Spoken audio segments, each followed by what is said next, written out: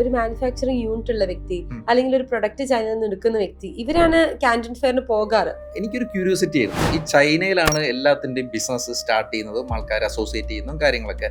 കൂടുതലായിട്ട് ഞാൻ ഫോക്കസ് ചെയ്തിരുന്ന ഈ ഹെൽത്ത് കെയർ റിലേറ്റഡ് ആയിട്ടുള്ള എന്തെങ്കിലും ഒരു ഐഡിയ കിട്ടുമോ എന്നുള്ളതാണ്. അങ്ങനെ നോക്കിയപ്പോഴാണ് മസാജ് ചെയർ എന്ന് പറയുന്ന ഒരു പ്രൊഡക്റ്റിൽ ഞാൻ സ്ട്രൈക്ക് ചെയ്തു. ഇപ്പൊ നമ്മുടെ ഈ മാളുകളിൽ വളരെ സുലഭമായിട്ട് കാണുന്ന മസാജ് ചെയർ. യെസ്, ബാങ്കിലത്തെ ജോലി റിസൈൻ ചെയ്തു. അപ്പൊ നമ്മൾ ധൈര്യത്തോടെ ഓൺട്രപ്രണർ ആയി. യെസ്, എല്ലാവരും ആ ഡിസിഷന് എതിരായിരുന്നു. ഇപ്പൊ വിരാട് കോഹ്ലി എവിടെയോ പോയി എന്തോ ട്രീറ്റ്മെന്റ് എടുക്കുന്നത് നമുക്കറിയാം. പക്ഷെ എന്താണെന്ന് അറിയില്ല. ആർട്ടിസ്റ്റുകൾ കുറെ പേര് കുറെ തരത്തിലുള്ള അവരുടെ ബോഡി റിക്കവറി, ബോഡിയുടെ മെയിൻ്റനൻസ്, ഇത് എക്സ്പെൻസീവ് തിങ് അല്ലേ എന്നുള്ളൊരു ചോദ്യമാണ്. ഈവൻ നമ്മുടെ ക്രിസ്ത്യാനോ റൊണാൾഡോ പോലുള്ള ആൾക്കാർ അല്ലെങ്കിൽ വിരാട് കോഹ്ലി പോലുള്ള ആൾക്കാർ അവരെല്ലാം യൂസ് ചെയ്യുന്നത് ഇതൊക്കെ തന്നെയാണ്. പക്ഷെ അവർ ചിലപ്പോൾ കുറച്ചും കൂടി അൾട്രാ ലക്ഷറി ബ്രാൻഡ്സോ അല്ലെങ്കിൽ ആ ഒരു ഫെസിലിറ്റിയിലോ ആയിരിക്കും അവർ യൂസ് ചെയ്യുന്നുണ്ടാവും. സോ ഈ ഫെസിലിറ്റി അവർ യൂസ് ചെയ്യുന്നതിനെ കൊണ്ട് നമ്മുടെ ധാരണയിൽ ഇത് വളരെ എക്സ്പെൻസീവ് ആണ്. ഡെഫിനറ്റ്ലി ഏജിയോണിലേക്ക് വരുമ്പോൾ നമ്മളൊരു സാധാരണക്കാരന് വേണ്ടിയിട്ടാണ് നമ്മുടെ പ്രോഗ്രാംസ് എല്ലാം സെറ്റ് ചെയ്തിട്ടുള്ളത്. Smart phone, smart home appliance, smart car, അത് ഇതൊക്കെ കേട്ടിട്ടുണ്ടാവും. പക്ഷേ സ്മാർട്ട് ഏജിങ് കേട്ടിട്ടുണ്ടാവില്ല. നമ്മുടെ അവിടെ ഈ ലോഞ്ചിവിറ്റി ക്ലിനിക്കിൽ അല്ലെങ്കിൽ ഏജിയോണിൽ വരുമ്പോൾ സ്മാർട്ട് ഏജിങ് ആണ് നമ്മൾ ചെയ്തു തരുന്നത്. സോ ബേസിക്കലി നമ്മുടെ ഏജിങ്ങിനെ നമുക്ക് കുറച്ചുകൂടി കൺട്രോൾ ചെയ്യാൻ പറ്റും. സോ അതിലൂടെ വരുമ്പം സ്മാർട്ട് ഏജിങ് നേഷൻ എന്നുള്ള രീതിയിലേക്ക് ഇന്ത്യ പോകണം. എൻ്റെ ഒരു മുന്നിലുള്ള വേർഷൻ എന്ന് പറഞ്ഞു കഴിഞ്ഞാൽ ശരിക്കും India should be a smart ageing nation ആവണം.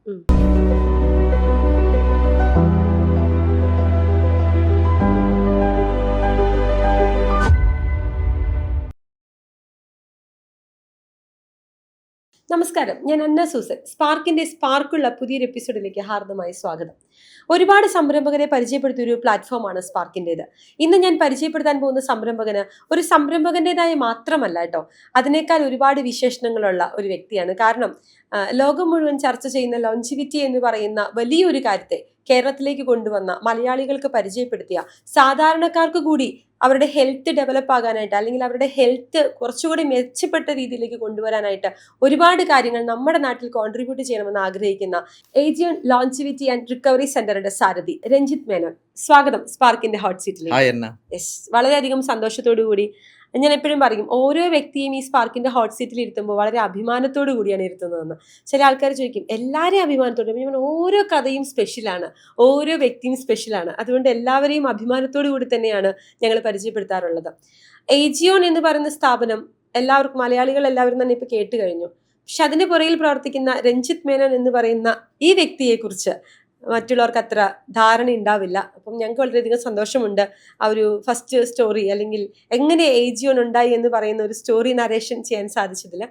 ഞാൻ അവിടെ നിന്ന് തന്നെ തുടങ്ങാം. കോഴിക്കോട് സ്വദേശിയാണെന്ന് ഞാൻ പറഞ്ഞു. നമ്മൾ സംസാരിച്ച് പറഞ്ഞു താങ്കൾ ഒരു മിഡിൽ ക്ലാസ് ഫാമിലിയിൽ നിന്ന് വന്നതാണെന്ന്. പക്ഷേ എൻ്റെയൊക്കെ മനസ്സിൽ ഈ ലോഞ്ചിവിറ്റി എന്ന് പറയുന്നത് വലിയ വലിയ സിനിമാ നടന്മാര്, അല്ലെങ്കിൽ ഹെൽത്ത് ഭയങ്കരമായിട്ട് നോക്കുന്ന വിരാട് കോഹ്ലിനെ പോലെയുള്ള ആളുകൾ, ഇവരൊക്കെ വിദേശ രാജ്യങ്ങളിൽ പോയി എന്തോ ട്രീറ്റ്മെന്റ് ചെയ്യുന്നു. ആ ട്രീറ്റ്മെന്റ് ഭാഗമായിട്ട് അവർക്ക് പൈസ ഉള്ളത് കൊണ്ട് മാത്രം നടക്കുന്ന ഒരു കാര്യമായിട്ടാണ് എൻ്റെ മനസ്സിലുണ്ടായിരുന്നത്. ഏജിയോൺ വരുമ്പോഴും ഏജിയോണെ കുറിച്ച് കേൾക്കുമ്പോഴും ഇതേ ധാരണയോട് കൂടി തന്നെയാണ് നമ്മൾ അവിടെ എത്തുന്നത്. പക്ഷെ എത്തിക്കഴിഞ്ഞപ്പോഴാണ് മനസ്സിലായത് ഇതൊരു ലക്ഷറിയസ് എന്നതിനേക്കാൾ ഉപരി ഹെൽത്ത് എത്ര ലക്ഷറി ആണോ ലക്ഷറി അല്ലയോ, ഹെൽത്ത് നോക്കുന്ന, ഹെൽത്തിനെ കുറിച്ച് ചിന്തിക്കുന്ന മിഡിൽ ക്ലാസ്സുകാർക്ക് പോലും അക്സെപ്റ്റ് ചെയ്യാൻ പറ്റുന്ന, അല്ലെങ്കിൽ അവർക്ക് പോലും ജീവിതത്തിൽ ഉപയോഗിക്കാൻ പറ്റുന്ന രീതിയിലുള്ള ഒരു റിക്കവറി സെന്ററാണ് ഏജിയോൺ എന്ന്. എങ്ങനെയാണ് ഈ കോഴിക്കോട് നിന്നും ഇന്റർനാഷണൽ മാർക്കറ്റുകളോട് വെല്ലുവിളിക്കുന്ന ഒരു പ്ലാറ്റ്ഫോമിലേക്ക് എത്തുന്നത്? Okay Anna, first of all thanks for the opportunity. Okay, അപ്പം നിങ്ങൾ ശരിക്കും പറഞ്ഞാൽ ചോദിച്ചത് ഞാനൊരു കഥ പറയുന്ന പോലെ പറയേണ്ടി വരും, ഒരു ഫ്ലാഷ് ബാക്ക് പോലെ. ശരിക്കും പറഞ്ഞ പോലെ ഞാനൊരു കോഴിക്കോടുകാരനാണ്. കോഴിക്കോടാണ് പഠിച്ചതും വളർന്നതെല്ലാം. Family belongs to Kozhikode. അതിനുശേഷം ഞാൻ ശരിക്കും പറഞ്ഞാൽ എൻ്റെ കരിയർ സ്റ്റാർട്ട് ചെയ്യുന്നത് അമുൽ എന്ന് പറയുന്ന കമ്പനിയിലാണ്. അതിൽ ഇപ്പം നിങ്ങൾക്ക് കേൾക്കാം മിൽക്ക് പൗഡർ ഉണ്ട്, ഐസ്ക്രീം ഉണ്ട്, അങ്ങനത്തെ പല FMCG പ്രൊഡക്റ്റ്. അപ്പോൾ അതിൽ അമുലിൽ ഓൾമോസ്റ്റ് ഒരു 4 years ഞാൻ വർക്ക് ചെയ്തു. സെയിൽസിലാണ്. ഞാൻ പഠിച്ചതും സെയിൽസുമായിട്ട് ഒരു ബന്ധമില്ല. ആസ് എ BSc ഗ്രാജുവേറ്റ് ഞാൻ FMCG അമുലിൽ സെയിൽസിലാണ് വർക്ക് ചെയ്യാൻ സ്റ്റാർട്ട് ചെയ്തത്. പക്ഷെ ഒരു 4 years കഴിഞ്ഞപ്പം എനിക്ക് തന്നെ ഒരു അന്ന് തോന്നി, BSc ഗ്രാജുവേഷനൊക്കെ ആകുമ്പം അന്ന് ഫാർമ ഇൻഡസ്ട്രിയിൽ കുറച്ചുകൂടി ഓപ്പർച്യൂണിറ്റി ഉണ്ട്. പിന്നെ നമ്മൾ പഠിച്ചത് കുറച്ചുകൂടി അവിടെ അപ്ലൈ ചെയ്യാൻ പറ്റും. കാരണം പ്രിഫറബിളി സയൻസ് ബാക്ക്ഗ്രൗണ്ടാണ് അവരവിടെ പ്രിഫർ ചെയ്യുക. എനിക്ക് ഫോർച്യുനേറ്റ്ലി നല്ല 2-3 മൾട്ടിനാഷണൽ കമ്പനികളിൽ വർക്ക് ചെയ്യാനുള്ള ഓപ്പർച്യൂണിറ്റി കിട്ടി. ഒന്ന് ഫൈസർ എന്ന് പറയുന്ന കമ്പനിയാണ്. മേ ബി നിങ്ങൾ കേട്ടിട്ടുണ്ടാവും, കോവിഡ് സമയത്ത് വാക്സിൻ ആദ്യം കണ്ടുപിടിച്ച Pfizer. Basically company is from US. അന്ന് ആ സമയത്ത് Pfizer was number 1 in internationally. Okay, രണ്ടാമത് ഞാൻ വർക്ക് ചെയ്ത ഒരു ഇന്ത്യൻ കമ്പനി സിപ്ല. ഉം. സിപ്ല നിങ്ങൾ എല്ലാവർക്കും കേട്ടിട്ടുണ്ടാവും. അറിയാം. ലീഡിംഗ് കമ്പനിയാണ്. അതെ. മൂന്നാമത് വർക്ക് ചെയ്തത് നൊവാട്ടിസ്. ഉം. Novartis is basically from Europe, Switzerland based കമ്പനിയാണ്. സോ ഈ 3 കമ്പനികളിൽ ഞാൻ ഏകദേശം ഒരു 6 to 7 ഇയേഴ്സ് വർക്ക് ചെയ്തു. ലൈഫിൽ നല്ലൊരു എക്സ്പോഷർ കിട്ടിയിട്ടുണ്ട്. ഞാൻ ശരിക്കും FMCG കഴിഞ്ഞ് ഫാർമ. ഈ ഫാർമയിൽ വന്നപ്പോൾ ഞാൻ കുറേ കാര്യങ്ങൾ മനസ്സിലാക്കി, ഹെൽത്തിനെ പറ്റിയും നമ്മുടെ ഡിസീസിനെ പറ്റിയും ഡിസീസ് മാനേജ്മെൻറ്റിനെ പറ്റിയും. കാരണം അതിൽ എസ്പെഷ്യലി ഫൈസർ, നൊവാട്ടിസ് എന്നൊക്കെ പറയുമ്പോൾ റിസർച്ച് ആൻഡ് ഡെവലപ്മെൻറ്റ് ഓറിയൻറ്റഡ് കമ്പനീസാണ്. അവർ വളരെയധികം ഇൻവെസ്റ്റ് ചെയ്യും R&Dയിൽ. അതിനുശേഷമാണ് അവർ ശരിക്കും മാർക്കറ്റിലേക്ക് ഒരു മോളിക്യൂൾ അല്ലെങ്കിൽ ഒരു ഡ്രഗ് കൊണ്ടുവരിക. അതിനു മുന്നേ നമ്മൾ കാണാത്ത പലതും അതിൻ്റെ ബാക്കിലുണ്ട്. കാരണം ഒരു ഡ്രഗ് സക്സസ് ആവണമെങ്കിൽ ചിലപ്പോൾ ഒരു 100 ഡ്രഗ് അവർ റിസർച്ച് നടത്തിയിട്ടുണ്ടാവും. അതിൽ നിന്ന് ഒന്നാണ് ചിലപ്പോൾ സക്സസ് ആവുക. അത്രയും ഇൻവെസ്റ്റ് ചെയ്തിട്ടാണ് അവർ വരുന്നത്. സോ ആ ഒരു സ്റ്റഡീസ് കാര്യങ്ങൾ എല്ലാം നമ്മളെ ഇൻ ഡീറ്റെയിൽഡ് ആയിട്ട് അവർ ട്രെയിൻ ചെയ്യുകയും ചെയ്യും. So basically during that time നമ്മൾ ശരിക്കും ഡോക്ടറെ കാണാൻ പോകുമ്പം ഡോക്ടർ നമുക്കൊരു റെസ്പെക്ട് തരുമായിരുന്നു. ഇന്നത്തെ പോലെയല്ല. Yes, definitely. നമ്മൾ ചെല്ലുമ്പം തന്നെ they are expecting something from us എന്ന് പറഞ്ഞു കഴിഞ്ഞാൽ ഈ പറഞ്ഞ പോലെ റിസർച്ച് പേപ്പേഴ്സ് അങ്ങനെയുള്ള കാര്യങ്ങളുമായിട്ടാണ് നമ്മൾ ഡോക്ടറെ അടുത്തേക്ക് ചെല്ലുന്നത്. ഓക്കെ, അപ്പം അതവർ ആക്സെപ്റ്റ് ചെയ്യുന്നു, അവരത് പഠിക്കുന്നു, അവർ കുറേ കാര്യങ്ങൾ അവർ അങ്ങനത്തെ CME അല്ലെങ്കിൽ സെഷൻസിലേക്ക് നമ്മൾ ഇൻവൈറ്റ് ചെയ്യുമ്പോൾ അവർ വരുന്നു. ആ ഒരു പീരീഡിലാണ് ഞാൻ അതിൽ വർക്ക് ചെയ്തിരുന്നത്. എനിക്കറിയില്ല ഇന്ന് എങ്ങനെയാണ് ആ മാർക്കറ്റ് എന്നുള്ളത്. പക്ഷേ അന്ന് അവർ നമുക്ക് നല്ല റെസ്പെക്റ്റ് തന്നിരുന്നു, നമ്മൾ അത്രയും വെൽ ട്രെയിൻഡ് ആയിരുന്നു. ആ സമയത്ത് ഡിസീസ് മാനേജ്മെൻ്റ് ആണ് നമ്മൾ മെയിനായിട്ട് പൊസിഷൻ ചെയ്തിരുന്നത്.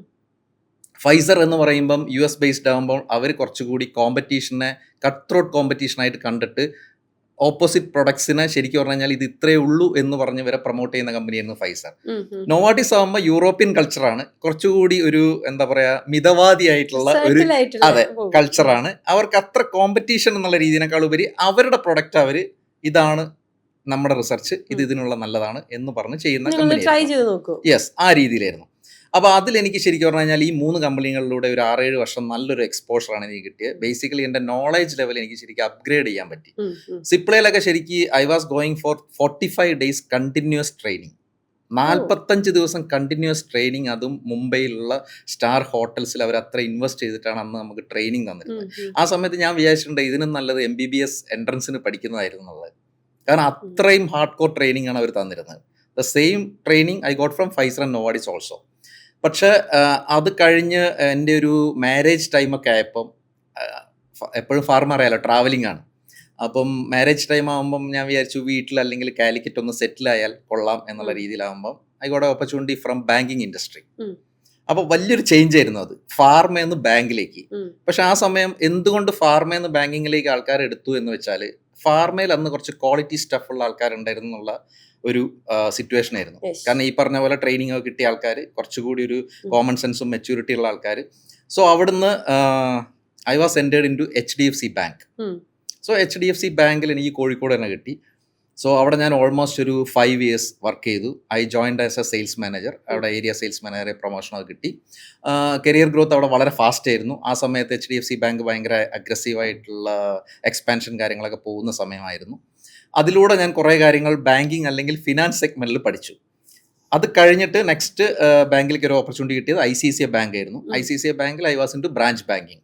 HDFCയിൽ I was into sales, but ICICI bank into branch banking. So എൻ്റെ ഒരു ഓൾമോസ്റ്റ് ഒരു 20 years കരിയറിൽ സെയിൽസ് ആയിരുന്നു, 100% സെയിൽസ് ആയിരുന്നു. പക്ഷെ ഞാൻ പഠിച്ചത് എൻ്റയർലി ഡിഫറെൻ്റ് ആയിരുന്നു. But I was always looking for some positive from all those exposures. FMCGയിൽ exposure, pharma exposure, then finance exposure. So അതിലൂടെ ഒരു 20 years കഴിഞ്ഞപ്പോൾ എൻ്റെ മനസ്സിൽ ചെറുതായിട്ട് തോന്നി തുടങ്ങി, ഇതൊരു സ്വന്തമായിട്ടൊരു എൻ്റർപ്രണർഷിപ്പ് അല്ലെങ്കിൽ ഒരു ബിസിനസ് വേർഷനിലേക്ക് കൺവേർട്ട് ചെയ്താലോ. സ്വാഭാവികമായിട്ട് പണ്ട് നമ്മൾ കുറെ സ്വപ്നം കണ്ടിട്ടുണ്ടാവും ഒരു ഓൺട്രപ്രണർ ആകുന്നത് എന്തെങ്കിലുമൊക്കെ. അതിലേക്ക് ആ സ്വപ്നങ്ങളിലേക്ക് ഞാൻ വന്നത് എങ്ങനെയാന്ന് പറഞ്ഞു കഴിഞ്ഞാൽ, എനിക്ക് ചെറുപ്പത്തിൽ അങ്ങനത്തെ സ്വപ്നമൊന്നും ഇല്ലായിരുന്നു. പക്ഷേ ഞാൻ ബാങ്കിൽ വർക്ക് ചെയ്യുമ്പോൾ, especially when I was into ICICI bank, അവിടെ എൻ്റെ മുന്നിലേക്ക് കുറേ ക്ലയൻസ് വരും, ഓൺട്രപ്രണേഴ്സ്. യെസ്, അവർ നല്ല ഹൈ ലെവലിലുള്ള ആൾക്കാർ. യെസ്, അപ്പോൾ അവരോട് സംസാരിക്കുമ്പോൾ എനിക്ക് മനസ്സിലായി, പക്ഷെ അതിന് പ്ലസും മൈനസും ഉണ്ട്. കാരണം അവർക്ക് കുറേ സെൽഫ് പ്രഷർ കാര്യങ്ങളുണ്ട്. ആസ് എ എംപ്ലോയി എന്ന് പറയുമ്പോൾ നമുക്ക് സത്യം പറഞ്ഞു കഴിഞ്ഞാൽ കുറേ ലൈറ്റ് ആയിട്ടുള്ള വേർഷൻസ് ആണ്. കാരണം നമുക്ക് ഒരാളെ റിപ്പോർട്ട് ചെയ്യുക അങ്ങനത്തെ കാര്യങ്ങളൊക്കെ ഉണ്ടെങ്കിൽ പോലും നമുക്ക് ആ ഒരു റെസ്പോൺസിബിലിറ്റി കുറവാണ് ശരിക്കും പറഞ്ഞു കഴിഞ്ഞാൽ. പക്ഷെ ഒരു ബിസിനസ് ആകുമ്പോൾ 100% നമ്മുടെ മുകളിലാണ് ആ റെസ്പോൺസിബിലിറ്റി. അങ്ങനെ അതിൻ്റെ പ്ലസും മൈനസും ഇവരോട് ഇൻട്രാക്ട് ചെയ്തിട്ട് ഒരു 4-5 വർഷം കൊണ്ട് എനിക്ക് മനസ്സിലായി ഇതാണ് ബിസിനസ് എന്നുള്ളത്. പക്ഷെ അതിനേക്കാൾ ഉപരി ഞാൻ എപ്പോഴും സെർച്ച് ചെയ്തുകൊണ്ടിരുന്നത് ബിസിനസ്, പല ബിസിനസ് ഉണ്ട്, പല സംഭവങ്ങൾ ചെയ്യാം. ഈ പറഞ്ഞ പോലെ F&Bൻ്റെ ചെയ്യാം, അല്ലെങ്കിൽ നമുക്ക് ടെക്സ്റ്റൈൽസ് അല്ലെങ്കിൽ ക്ലോത്തിങ്ങിൻ്റെ ചെയ്യാം, അല്ലെങ്കിൽ ഫുഡ് വെയർ ചെയ്യാം. പല പല ബിസിനസ്സുകളുണ്ട്, lakhs of business. Even monetary wise ബെനിഫിറ്റിന് വേണ്ടിയിട്ടും നമുക്ക് പല ബിസിനസ്സുകൾ ചെയ്യാം. അപ്പോൾ ഞാൻ സെർച്ച് ചെയ്തുകൊണ്ടിരുന്നത് കുറച്ചുകൂടി ഒരു സൊസൈറ്റിക്ക് നല്ലൊരു രീതിയിലുള്ള നമുക്ക് എന്ത് കോൺട്രിബ്യൂട്ട് ചെയ്യാൻ പറ്റും. പിന്നെ കുറച്ചൊന്ന് എപ്പോഴും ഞാനൊരു ഹെൽത്ത് കെയർ ഇൻഡസ്ട്രി അല്ലെങ്കിൽ ഹെൽത്തുമായിട്ട് കുറച്ചുകൂടി ഇൻട്രസ്റ്റഡ് ആയതിനെ കൊണ്ട് ആ ഒരു രീതിയിൽ എന്ത് ചെയ്യാൻ പറ്റും എന്നുള്ളത്. സോ ഇപ്പോഴത്തെ പോലെയല്ല, അറൗണ്ട് 22 years ബാക്ക് ഞാൻ അന്ന് ചൈനയിലേക്ക് പോയി. അവിടെ കാൻറ്റൺ ഫെയർ, അതാണ് സാധാരണ എല്ലാവരും അറ്റൻഡ് ചെയ്യുക. ഇന്ന് വളരെ കോമൺ ആണ്. പക്ഷെ സാധാരണ ഒരു ഓൺട്രപ്രണർ ആയ വ്യക്തി, ഒരു മാനുഫാക്ചറിങ് യൂണിറ്റ് ഉള്ള വ്യക്തി, അല്ലെങ്കിൽ ഒരു പ്രൊഡക്റ്റ് ചൈനയിൽ നിന്ന് എടുക്കുന്ന വ്യക്തി, ഇവരാണ് കാൻറ്റൺ ഫെയറിന് പോകാറ്. ഇത്ര വർഷത്തെ എക്സ്പീരിയൻസ് മേ ബി ആ യാത്രയിലെ ഓൺട്രപ്രണർ അല്ലാത്ത വ്യക്തി രഞ്ജിത്ത് മാത്രമല്ലേ ഉണ്ടാവും. ഡെഫിനറ്റ്ലി. ഞാൻ ശരിക്കും പറഞ്ഞു കഴിഞ്ഞാൽ ബാങ്കിൽ നിന്ന് ലീവ് എടുത്ത് പോകുമ്പോൾ എല്ലാവരും എന്നോട് ചോദിച്ചിട്ടുണ്ട്, ഇതെന്തിനാ ചൈനയ്ക്ക് പോകണം അന്ന് 22 years ബാക്ക്. ഓക്കെ, അപ്പം പിന്നെ നമുക്ക് PL ഉണ്ടാവും, ഒരു 14 days കമ്പൽസറി ലീവ് ഒക്കെ ഉണ്ടാവും ബാങ്കിൽ ഉണ്ടാവുമ്പോൾ. അപ്പോൾ നമ്മൾ എന്തായാലും ലീവ് എടുത്തിരിക്കണം. ആ സമയത്ത് നമുക്ക് എവിടെ വേണമെങ്കിലും പോവുകയൊക്കെ ചെയ്യാം. അപ്പം ആൾക്കാർ ചോദിക്കുമ്പം നോർമലി നമ്മളൊക്കെ എവിടെ പോവുക? സിംഗപ്പൂർ, തായ്ലൻഡ്, ദുബായ്, അങ്ങനെയുള്ള സ്ഥലങ്ങളൊക്കെ. അതെ, അങ്ങനെയുള്ള സ്ഥലങ്ങളാണ്. അപ്പം ഞാൻ ചൈനയിൽ പോകുമ്പം പലരും ചോദിച്ചു എന്തിനാ ചൈനയിൽ. അപ്പം എനിക്കൊരു ക്യൂരിയോസിറ്റി ആയിരുന്നു, ഈ ചൈനയിലാണ് എല്ലാത്തിൻ്റെയും ബിസിനസ് സ്റ്റാർട്ട് ചെയ്യുന്നതും ആൾക്കാർ അസോസിയേറ്റ് ചെയ്യുന്നതും കാര്യങ്ങളൊക്കെ. സോ എന്താണ് ചൈന എന്നറിയാൻ വേണ്ടിയിട്ട് ഞാൻ അവിടെ കാൻറ്റൺ ഫെയർ ആദ്യമായിട്ട് അറ്റൻഡ് ചെയ്യാൻ പോയി.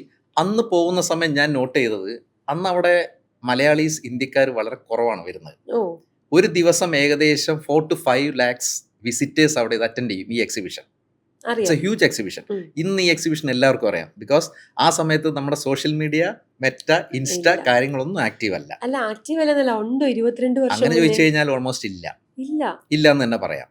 കറക്റ്റ്. കാരണം അന്ന് മേ ബി FBക്ക് മുന്നേ ഉള്ള ഓർക്കൂട്ട് പോലെയുള്ള ചെറിയ പ്ലാറ്റ്ഫോമുകളാണ് ഉണ്ടായിരുന്നത്. സോ അതിനെ കൊണ്ട് അവിടെ പോകുന്ന എക്സ്പീരിയൻസുകളൊന്നും ആരും അറിഞ്ഞിരുന്നില്ല.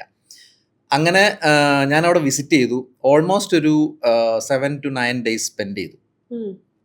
അങ്ങനെ കൂടുതലായിട്ട് ഞാൻ ഫോക്കസ് ചെയ്തിരുന്ന ഈ ഹെൽത്ത് കെയർ റിലേറ്റഡ് ആയിട്ടുള്ള എന്തെങ്കിലും ഒരു ഐഡിയ കിട്ടുമോ എന്നുള്ളതാണ്. അങ്ങനെ നോക്കിയപ്പോഴാണ് മസാജ് ചെയർ എന്ന് പറയുന്ന ഒരു പ്രൊഡക്റ്റിൽ ഞാൻ സ്ട്രൈക്ക് ചെയ്യുന്നു. ഇപ്പൊ നമ്മുടെ ഈ മാളുകളിൽ വളരെ സുലഭമായിട്ട് കാണുന്ന മസാജ് ചെയർ. യെസ്, ഇപ്പൊ അത് വളരെ കോമൺ ആണ്, എല്ലാവർക്കും അറിയാം. ഇപ്പം അന്ന പോലും വേണമെങ്കിൽ പോയിട്ട് ചിലപ്പോൾ ഒരു 200 or 500 കൊടുത്ത് എക്സ്പീരിയൻസ് ചെയ്ത് പോകുന്നുണ്ടാവും. So what was your feeling? ഇവിടുത്തെ പ്രീമിയം സലൂൺസിൽ ഹെയർ വാഷ് ചെയ്യുന്ന സമയത്ത് മസാജ് ചെയറിൽ നമ്മൾ ഹെയർ വാഷ് ചെയ്യുന്നത്. Yes, correct. നല്ലൊരു ഫീലിംഗ് അല്ലേ? ആ സമയത്ത് ഈ ഇന്ന് കാണുന്ന മസാജ് ചെയർ കേരളത്തിൽ അവൈലബിൾ അല്ല. ഇറക്കുമതി ചെയ്തോ? അവിടെ ഞാനത് നോക്കുമ്പം കോഴിക്കോട് ഒരു ലൊക്കേഷനിൽ ഒരു ചെറിയൊരു മോള് പോലത്തെ, അന്ന് കൊമേഴ്ഷ്യൽ മോളുകളൊന്നും ഇല്ല, ഒരു വളരെ ലോ എൻഡ് ആയിട്ടുള്ള ഒരു ചെയർ, മസാജ് ചെയർ എന്ന് പറയാൻ പറ്റില്ല, ജസ്റ്റ് ബാക്കിൽ ഒരു റോളർ വെച്ചിട്ട് നിങ്ങൾക്കൊരു എന്തെങ്കിലും ഒരു ടച്ച് ചെയ്ത് തരുന്ന ഒരു വേർഷൻ, അതാണ് വർക്ക് ചെയ്യുന്നത്. അപ്പോൾ അതിന് ചാർജ് ചെയ്യുന്നത് ഒരു 2 or 3 minutes. അതിന് 20 rupees ആണ് അന്ന് ചാർജ് ചെയ്തിരുന്നത്. അപ്പോൾ ഈ മെഷീൻ മേടിക്കാൻ എത്ര രൂപയായി? മിഷൻ ഓൾമോസ്റ്റ് ഒരു 80,000 to 90,000 ഒരു മിഷന്, ഞാൻ കണ്ട മിഷന് കോസ്റ്റ് വരും. So that is entirely different from local mission. ഇത് ഫുൾ ബോഡി എന്ന് പറഞ്ഞാൽ നമുക്ക് കാല് മുതൽ നമ്മൾ ഇപ്പൊ നിങ്ങൾ എക്സ്പീരിയൻസ് ചെയ്യുന്നില്ല, അന്നത് ആരും എക്സ്പീരിയൻസ് ചെയ്തിട്ടില്ല. ഞാൻ അന്ന് അവിടെ പല കമ്പനികളിൽ എക്സ്പീരിയൻസ് ചെയ്തു. അങ്ങനെ ഞാൻ ഡിസൈഡ് ചെയ്തു ഇത് ഇറക്കാം എന്നുള്ളത്. അപ്പോൾ ഇത് ഇറക്കുമ്പോൾ ആൾക്കാർ ഇത് എക്സ്പീരിയൻസ് ചെയ്താലേ വാങ്ങുള്ളൂ. ആൾക്കാരെ എക്സ്പീരിയൻസ് ചെയ്യാൻ വേണ്ടിയിട്ട് കോഴിക്കോട് ആ സമയത്താണ് ഹൈലൈറ്റ് മാൾ ലോഞ്ച് ചെയ്യുന്നത്. ഹൈലൈറ്റ് മാൾ ലോഞ്ച് ചെയ്യുമ്പോൾ ഹൈലൈറ്റ് മാളിൽ ഒരു സ്റ്റോർ എടുക്കാൻ തീരുമാനിച്ചു. ഓക്കെ, അപ്പോൾ ഹൈലൈറ്റ് മാളിൽ ഒരു സ്റ്റോർ എന്ന് പറയുമ്പോൾ ഭയങ്കര റെൻ്റാണ്. അന്ന് അവർ പറഞ്ഞ റെൻറ്റ് കേട്ടിട്ട് എൻ്റെ കൂടെയുള്ള ഫ്രണ്ട്സൊക്കെ പറഞ്ഞു നീ വെറുതെ പോയി കുടുങ്ങൂട്ടോ, ഒരു രക്ഷയില്ല. പക്ഷേ എൻ്റെ മനസ്സിൽ ഇത് എക്സ്പീരിയൻസ് ചെയ്യാത്ത ആൾ വാങ്ങൂല്ല. എക്സ്പീരിയൻസ് ചെയ്യാൻ ആൾക്കാർ വാക്കിൻ വരുന്നൊരു സ്ഥലം വേണം. അതെന്തായാലും ഹൈലൈറ്റിൽ വരും, കാരണം ഹൈലൈറ്റ് പുതിയൊരു മോളാണ്, അവിടെ ആൾക്കാർ പുതിയതായിട്ട് എക്സ്പീരിയൻസ് ചെയ്യാൻ വരും. അങ്ങനെ ഞാൻ എന്തായാലും റിസ്ക് എടുത്തു. ബാങ്കിലെ ജോലിയുണ്ട്? ഇല്ലില്ല, ബാങ്കിലത്തെ ജോലി റിസൈൻ ചെയ്തു. യെസ്, എല്ലാവരും ആ ഡിസിഷന് എതിരായിരുന്നു. സ്വാഭാവികമായിട്ടും 3 MNC കമ്പനികളിലെ ജോലി, അവിടുന്ന് 2 ബാങ്കിങ് മേഖലയിൽ നല്ല പൊസിഷനിൽ ഇരിക്കുന്ന ജോലി, ഇത് ഉപേക്ഷിച്ച് മസാജിങ് ചെയറിന്റെ ബിസിനസ് ആണ് തുടങ്ങുന്നത്. Yes, because I was very comfortable in corporate life. എന്നിട്ട് അവിടുന്ന് റിസൈൻ ചെയ്യുമ്പോൾ എല്ലാവരും എന്നോട് പറഞ്ഞു ചെയ്യണ്ടെന്നുള്ളത്. ഡെഫിനറ്റ്ലി പല രീതിയിലുള്ള കമന്റ്സും പല രീതിയിലുള്ളത്.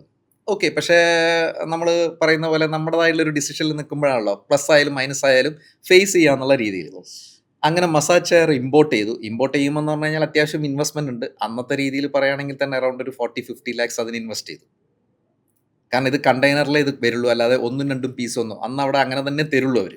അത്രയും പീസുകൾ ഒരുമിച്ച് ഇറക്കണം. അങ്ങനെ ഹൈലൈറ്റ് മാളിൽ സ്റ്റോർ ഇടണം. അങ്ങനെ സ്റ്റോറിൽ ഈ മസാജ് ചെയർ നമ്മൾ ഇട്ടപ്പോൾ ഫസ്റ്റ് ഡേ ഞാൻ അവിടെ ഒരു ചെറിയ പോസ്റ്റർ വെച്ചു. 200 rupees എക്സ്പീരിയൻസ് ചെയ്യാൻ ഫോർ 20 minutes. സ്റ്റാഫിനോട് ഞാൻ പറഞ്ഞു ഇങ്ങനെയൊക്കെയാണ് അവരെ പഠിപ്പിച്ചത്, ഫുൾ ബോഡി ഇതൊക്കെയാണെന്നുള്ളത്. അങ്ങനെ അന്ന് ഒരു 4-5 ആൾക്കാർ അതിൻ്റെ ഉള്ളിലേക്ക് കയറി. ഒരാൾ പോലും മസാജ് ചെയ്തില്ല. 20 മിനിറ്റിന് 200 രൂപ. അവർ ചോദിച്ചൊരു കാര്യമുണ്ട്, അപ്പുറത്ത് ഫോക്കസ് മാളിൽ 20 രൂപയല്ലേ ഉള്ളൂ, ഇതെന്താ 200 രൂപയോ? അപ്പം ഞാൻ പഠിപ്പിച്ചതുപോലെ എൻ്റെ സ്റ്റാഫ് കസ്റ്റമറോട് പറഞ്ഞു, അല്ല സാർ ഇത് ഫുൾ ബോഡി മസാജാണ്, ഇതിൻ്റെ ഫുൾ പൊട്ടൻഷ്യൽ കിട്ടണമെങ്കിൽ, ഫുൾ സൊല്യൂഷൻ കിട്ടണമെങ്കിൽ 20 minutes ചെയ്യണം, എന്നാൽ 200 rupees ആവുന്നുള്ളത്. ഒരാൾ പോലും ചെയ്തില്ല.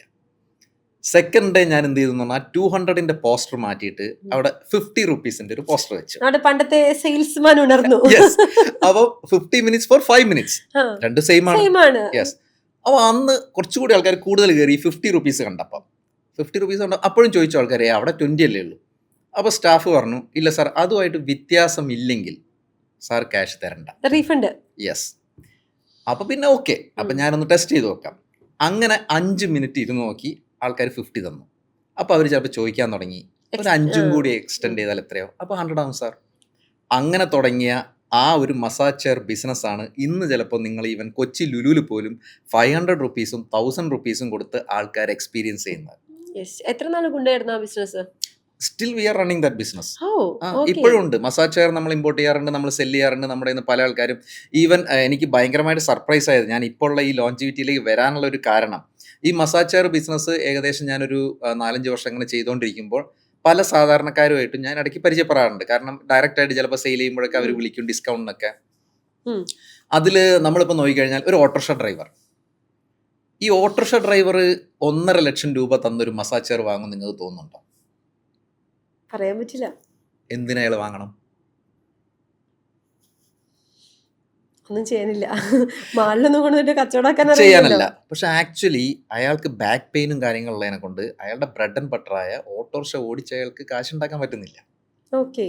എന്ത് ചെയ്യും അയാൾ പല രീതിയിലുള്ള ട്രീറ്റ്മെന്റും കാര്യങ്ങളും നോക്കി. അങ്ങനെയാണ് അയാൾ മസാജ് ചെയറിലൊന്ന് വന്നിരുന്നു, ഒരാഴ്ച വന്ന് എക്സ്പീരിയൻസ് ചെയ്തു, നല്ല മാറ്റമുണ്ട്. അങ്ങനെ വാങ്ങിച്ചുകൊണ്ട് പോയ ആൾക്കാരുണ്ട്. വീട്ടിലേക്കുള്ള പേഴ്സണൽ ആവശ്യം. യെസ്, പേഴ്സണൽ ആവശ്യത്തിന്. അപ്പൊ അവർക്ക് ആ 1.5 ലക്ഷം എന്ന് പറയുന്നത് ഒന്നുമല്ല. അപ്പൊ ഇപ്പൊ ഈ റൺ ചെയ്യുന്ന ലുലുലും ഹൈലൈറ്റിലൊക്കെ റൺ ചെയ്യുന്ന നമ്മുടെയാണോ? അതെ. അപ്പൊ ഇതേപോലെ വടി കുത്തിപ്പിടിച്ച് വന്നിട്ട് 2 ആഴ്ചയൊക്കെ മസാജ് ചെയ്തിട്ട് മാറ്റമായി പോയ ആൾക്കാരുണ്ട്. രഞ്ജിത്തേടെ ഒരു ഫോട്ടോ എടുത്ത് വെക്കണം, ഇനി അവിടെ ചെല്ലുമ്പോൾ പിള്ളേരെ കാണിച്ചു കൊടുക്കണം. ഫ്രീ ആയിട്ട് യൂസ് ചെയ്യാനല്ലേ? നിങ്ങളുടെ മുതലാളി എന്നോട് ഫ്രീ ആയിട്ട് യൂസ് ചെയ്തോളാം. അപ്പം ഞാനിപ്പോഴും എന്റെ ക്ലാസ്മേറ്റ്സും കാര്യങ്ങളും അവരൊക്കെ പോകുമ്പോൾ പറയാറുണ്ട് രഞ്ജിത്തിന്റെ അല്ലേ എന്ന് പറഞ്ഞിട്ട് ചെയ്യാറുണ്ട്. It's okay, fine. പക്ഷെ ഞാൻ അന്നത്തെ ആ സ്റ്റോറിയാ പറയുന്നത്. അതൊന്നും ഇപ്പൊ ആൾക്കാർ മാറി, ആൾക്കാർക്ക് മനസ്സിലായി ഇത് നല്ലതാണെന്നുള്ളത്. പല ആൾക്കാരും വീട്ടിലേക്ക് വാങ്ങിച്ച് ചെയ്യാറുണ്ട്, പാരൻസിന് ഗിഫ്റ്റ് കൊടുക്കാറുണ്ട് അവരുടെ ബർത്ത്ഡേക്ക് കാര്യങ്ങൾക്ക്. സോ ഈ പറഞ്ഞ പോലെ പല സലൂൺസിലേക്ക് വാങ്ങാറുണ്ട്.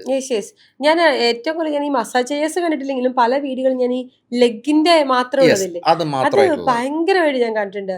ഇവിടെ നമ്മുടെ ഒരു ഫ്രണ്ടിന്റെ ഓഫീസ് ഉണ്ട്, അവിടെ അവൻ വൈകുന്നേരം വരുമ്പോൾ അവന്റെ ഫ്രണ്ട്സ് എല്ലാവരും ഇരിക്കുന്നിടത്ത് അവിടെ ഒരു 3 ഉണ്ട്. കാരണം അവിടെ ഇങ്ങനെ ഫ്രണ്ട്സ് എല്ലാവരും വൈകുന്നേരം വന്ന് ചായ കുടിച്ചിരിക്കുമ്പോൾ ഈ ലെഗ് മസാജ് കാരണം നേരം വെളുക്കും പോലെ എഴുന്നേറ്റ് നടന്ന് പണിയും ഈ പറഞ്ഞ പോലെ ഈവൻ ചില ഡോക്ടേഴ്സ്, സർജൻസ് ഒക്കെ അവരൊക്കെ 3 മണിക്കൂർ 4 മണിക്കൂർ കണ്ടിന്യൂസ് ആയിട്ട് നിൽക്കുന്ന ആൾക്കാരുണ്ട്. അവർ ഇതേപോലെ മസാജ് ചെയറൊക്കെ വാങ്ങിക്കാറുണ്ട്. അപ്പൊ അതിന് കുറെ അതിൻ്റെതായ ബെനിഫിറ്റ്സും കാര്യങ്ങളുണ്ട്. സോ ഇങ്ങനെയാണ് ഞാൻ ശരിക്കും ഈ ഹെൽത്ത് കെയർ ഇൻഡസ്ട്രിയിലേക്ക് ബിസിനസ് ആയിട്ട് വരുന്നത്. പക്ഷെ ഇത് ചെയ്തുകൊണ്ടിരിക്കുമ്പോൾ തന്നെ ഫ്രീക്വൻ്റ് ആയിട്ട് ഞാൻ ചൈനയിൽ പോകാറുണ്ട്, പിന്നെ സിംഗപ്പൂർ പോലുള്ള സ്ഥലങ്ങളിലൊക്കെ പോകാറുണ്ട്. അങ്ങനെ പോകുമ്പോഴാണ് വേറെ കുറച്ച് ഡിവൈസുകളിലേക്ക് എൻ്റെ ഫോക്കസ് വരുന്നത്. അതിലാണ് ഞാൻ സോന പോലെയുള്ള ഡിവൈസുകൾ, റെഡ് ലൈറ്റ് പോലുള്ള ഡിവൈസുകൾ, അല്ലെങ്കിൽ നമുക്ക് ഹൈപ്പർബാറിക് ഓക്സിജൻ ചേംബർ എന്നൊക്കെ പറഞ്ഞുള്ള കുറച്ച് ഹൈ വേർഷൻസ് ആയിട്ടുള്ള കറക്റ്റ്. അപ്പൊ അതിലേക്ക് എനിക്ക് ഈ പറഞ്ഞ പോലെ ഒരു 8-9 വർഷം മുന്നേ തന്നെ അതിലേക്കൊരു ക്യൂരിയോസിറ്റി ആയിട്ട് ഞാൻ അതിലേക്ക് പഠിക്കാൻ തുടങ്ങി എന്താണ് ഈ സംഭവങ്ങൾ എന്നുള്ളത്. അതിൽ ചില സെൻറ്ററുകൾ അല്ലെങ്കിൽ അവരുടെ ഫാക്ടറികളിൽ പോയിട്ട് വിസിറ്റ് ചെയ്ത് പേഴ്സണലി യൂസ് ചെയ്ത് ഞാൻ ഒരു പ്രാവശ്യം ചൈനയിൽ ഓൾമോസ്റ്റ് 1 month ഒറ്റയ്ക്ക് നിന്നിട്ടുണ്ട്. ഒറ്റയ്ക്ക്, ഒരാളും ഇല്ല. അവിടെ നിൽക്കുമ്പോഴുള്ള എക്സ്പീരിയൻസ് എന്താണെന്ന് പറഞ്ഞു കഴിഞ്ഞാൽ നമ്മളധികം സംസാരിക്കില്ല. കാരണം ആരും അവിടെ ഇംഗ്ലീഷ് പറയില്ല, അവരുടെ ഭാഷയിട്ട് നമുക്ക് അറിയാനും പാടില്ല. അപ്പോൾ ഫുള്ള് ട്രാൻസ്ലേഷൻ മാത്രമേ ഉള്ളൂ. ഹോട്ടലിലൊക്കെ ആണെങ്കിൽ റിസപ്ഷനിലുള്ള ആൾ മാത്രമേ ചിലപ്പോൾ ഇംഗ്ലീഷ് പറയുള്ളൂ. കമ്പനിയിലാണെങ്കിൽ സെയിൽസ് ഹാൻഡിൽ ചെയ്യുന്ന ആളെ ഇംഗ്ലീഷ് പറയുള്ളൂ. അപ്പോൾ അങ്ങനെയുള്ള സ്ഥലത്ത് പോയി ഈ ഡിവൈസുകൾ ഞാൻ പേഴ്സണലി എക്സ്പീരിയൻസ് ചെയ്തു. അതല്ലാതെ വേറെ ചില കൺട്രീസിൽ വിസിറ്റ് ചെയ്തു. അവരുടെ പ്രൊസീജിയർ പ്രോട്ടോക്കോൾ എന്താണെന്ന് മനസ്സിലായി. ഇവരെന്തിനാണ് ഇതൊക്കെ യൂസ് ചെയ്യുന്നത് നോക്കുമ്പോൾ നമ്മുടെ നാട്ടിൽ ഇതില്ല. അപ്പോൾ അതിൻ്റെ സയൻസ് അതിൻ്റെ പിന്നിലുള്ളത് മനസ്സിലാക്കി അതിൻ്റെ പിന്നിലേക്ക് ശരിക്കും ഒരു 5 വർഷം ശരിക്കും എഫേർട്ട് ഇട്ടു. അപ്പോൾ എനിക്ക് മനസ്സിലായ ഒരു കാര്യം എന്താ പറഞ്ഞു കഴിഞ്ഞാൽ, നമ്മുടെ നാട്ടിൽ നോർമലി ഈ ഇങ്ങനെയുള്ള കാര്യങ്ങൾ അന്ന നേരത്തെ പറഞ്ഞ പോലെ വലിയ വലിയ ആൾക്കാർക്ക് അല്ലെങ്കിൽ ഹൈ നെറ്റ്വർത്ത് ഇൻഡിവിജ്വൽസ് അല്ലെങ്കിൽ ലക്ഷറി ആയിട്ടുള്ള ഒരു പൊസിഷനിങ് ആണ്. നമ്മളൊരു മിഡിൽ അല്ലെങ്കിൽ അപ്പർ മിഡിൽ ക്ലാസ് ആൾക്കാർക്ക് ഇത് ശരിക്കും പറഞ്ഞു കഴിഞ്ഞാൽ കിട്ടാനൊരു ബുദ്ധിമുട്ടുള്ള ഒരു സംഭവമാണ്. അപ്പോൾ അപ്പർ മിഡിൽ ക്ലാസ് അല്ലെങ്കിൽ മിഡിൽ ക്ലാസ് ആൾക്കാരാണ് ആക്ച്വലി ഇന്ത്യക്ക് വേണ്ടി കോൺട്രിബ്യൂട്ട് ചെയ്യുന്നത്. അതൊരു റിയാലിറ്റിയാണ്. ഓക്കെ, കൂടുതലായിട്ട് പ്രൊഡക്ടിവിറ്റി കാര്യങ്ങളൊക്കെ അവരാണ് കൊണ്ടുവരുന്നത്. ശരിക്കും പറഞ്ഞു കഴിഞ്ഞാൽ നിങ്ങൾ ഇന്ത്യയുടെ GDP നോക്കി കഴിഞ്ഞ് കഴിഞ്ഞാൽ എപ്പോഴും മിഡിൽ ക്ലാസ് അപ്പർ മിഡിൽ ക്ലാസ്സുകാരാണ് കൂടുതൽ കോൺട്രിബ്യൂട്ട് ചെയ്യുന്നത്, എണ്ണത്തിലും വാല്യൂയിലും എല്ലാത്തിലും. അപ്പോൾ പക്ഷെ അവർ സ്ട്രഗിൾ ചെയ്യുന്നു. അവർക്ക് ശരിക്കും പറഞ്ഞാൽ പല ലൈഫ് സ്റ്റൈൽ ഡിസീസുകൾ ഉണ്ടാവുന്നു. അതെല്ലാം അവർ ഡിസീസ്ഡ് കണ്ടീഷനിലേക്ക് പോകുന്നു. അവർ ട്രീറ്റ്മെന്റിന് വേണ്ടി കുറേ പൈസ ചിലവാക്കുന്നു. അവരുടെ ലൈഫ് അങ്ങനെ പോകുന്നു. അവിടെ ഒരു ചേഞ്ച് കൊണ്ടുവരാമോ എന്നുള്ള ഒരു ചോദ്യത്തിലാണ് ഏജിയോൺ ലോഞ്ചിവിറ്റി ആൻഡ് റിക്കവറി സെന്ററിന്റെ തുടക്കം. ഏജിയോന്റെ തുടക്കത്തെ കുറിച്ച് ചോദിച്ചു, പക്ഷെ വലിയൊരു സത്യം കൂടി എനിക്ക് തിരിച്ചറിഞ്ഞു. കേരളത്തിൽ ഇത്രയധികം മസാജ് ചെയേഴ്സ് കൊണ്ടുവന്ന ആ കരങ്ങൾക്ക് പുറകിലും നിങ്ങളാണെന്ന് മനസ്സിലായി. അതിൽ വളരെയധികം സന്തോഷം. ഏജിയോൺ അല്ലെങ്കിൽ ലോഞ്ചിവിറ്റി അല്ലെ, അങ്ങനെയാണ് നമ്മൾ പറയുന്നത്. ഈ ലോഞ്ചിവിറ്റി എന്ന് പറഞ്ഞ ടേം ശരിക്കും മലയാളികൾക്ക് പുതിയതാണ്. എന്നെ സംബന്ധിച്ച് പുതിയതായിരുന്നു.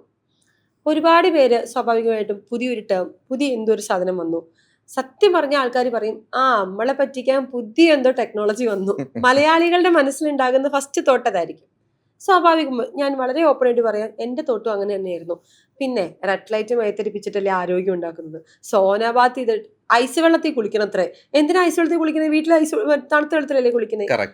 ഇതൊക്കെ മനുഷ്യരെ പറ്റിക്കാൻ വേണ്ടിയുള്ള ഒരു സാധനം. എൻ്റെ മനസ്സിൽ അങ്ങനെയായിരുന്നു തോട്ട്. പക്ഷേ ഇപ്പൊ ഇൻ ബിറ്റ്വീൻ നമ്മുടെ ChatGPTയും ജെമിനിയും വന്നപ്പോൾ ഒരുപാട് പേര് കുറെ കാര്യങ്ങൾ ചെയ്യുന്നു, കുറെ കാര്യങ്ങൾ പറയുന്നു. നമ്മുടെ ക്ലോസ് സർക്കിളിൽ ഇരിക്കുന്ന പലരും കേരളത്തിനും ഇന്ത്യക്കും വെളിയിൽ പോയി ലോഞ്ചിവിറ്റി ക്ലിനിക്കുകളിൽ പല പല ട്രീറ്റ്മെന്റ്സ് എടുക്കുന്നു.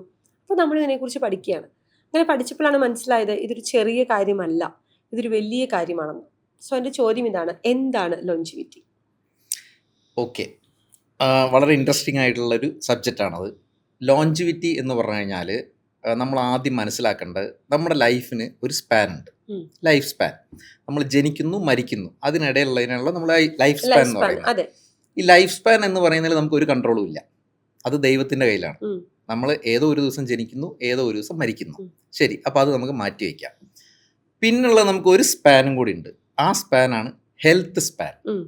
നമ്മൾ എത്ര കാലം ആരോഗ്യത്തോടു കൂടി ഇരിക്കണം എന്നുള്ളത്. നമ്മൾ ജനിച്ച അന്ന് മുതൽ മരിക്കുന്നത് വരെ ആരോഗ്യത്തോടു കൂടി ഇരിക്കണോ? ഫോർ എക്സാമ്പിൾ, നമ്മൾ ഒരാളോട് ചോദിച്ചു കഴിഞ്ഞാൽ കേരളത്തിൽ ഒരു ആവറേജ് ഒരു 75, 80, 85 വരെ സാധാരണ ആൾക്കാർ ജീവിക്കും. പണ്ട് ഇപ്പൊ എത്രയും പോകുന്നുണ്ടോ? ജീവിക്കുന്നുണ്ട്. അവിടെ നിങ്ങൾ മനസ്സിലാക്കേണ്ട ഒരു കാര്യം എന്താണെന്ന് പറഞ്ഞാൽ ഇന്ന് മെഡിക്കൽ സയൻസ് വളരെ അഡ്വാൻസ്ഡ് ആണ്.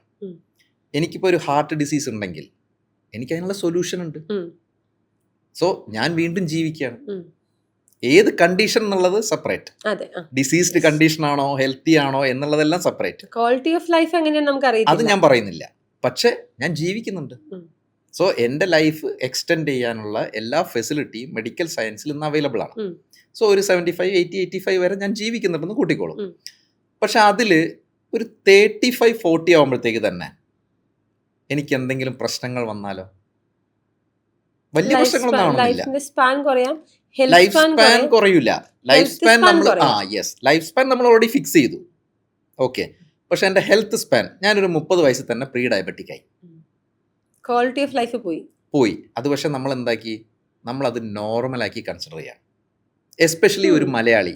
ഇപ്പം ഞാൻ എന്നോട് ചോദിക്കുകയാണ്, പാരൻസ് അവരൊരു 50 വയസ്സാകുമ്പോഴത്തേ ഡയബറ്റിക് ആയി. അതെന്താ? അതങ്ങനല്ലേ? അതിലെന്താ എത്ര പ്രത്യേകത? പുതുമയില്ല. ഒരു 50 കഴിഞ്ഞാൽ നമ്മളൊരു ഡോക്ടറെ അടുത്ത് ചെന്നാൽ ഡോക്ടർ ഫസ്റ്റ് ചോദിക്കുക എന്താ? ഷുഗർ ഉണ്ടോ, ബി പി ഉണ്ടോ എന്നല്ലേ. അങ്ങനെ വരണമെന്ന് നിർബന്ധമുണ്ടോ? ഇല്ല. പക്ഷെ ഉണ്ട്.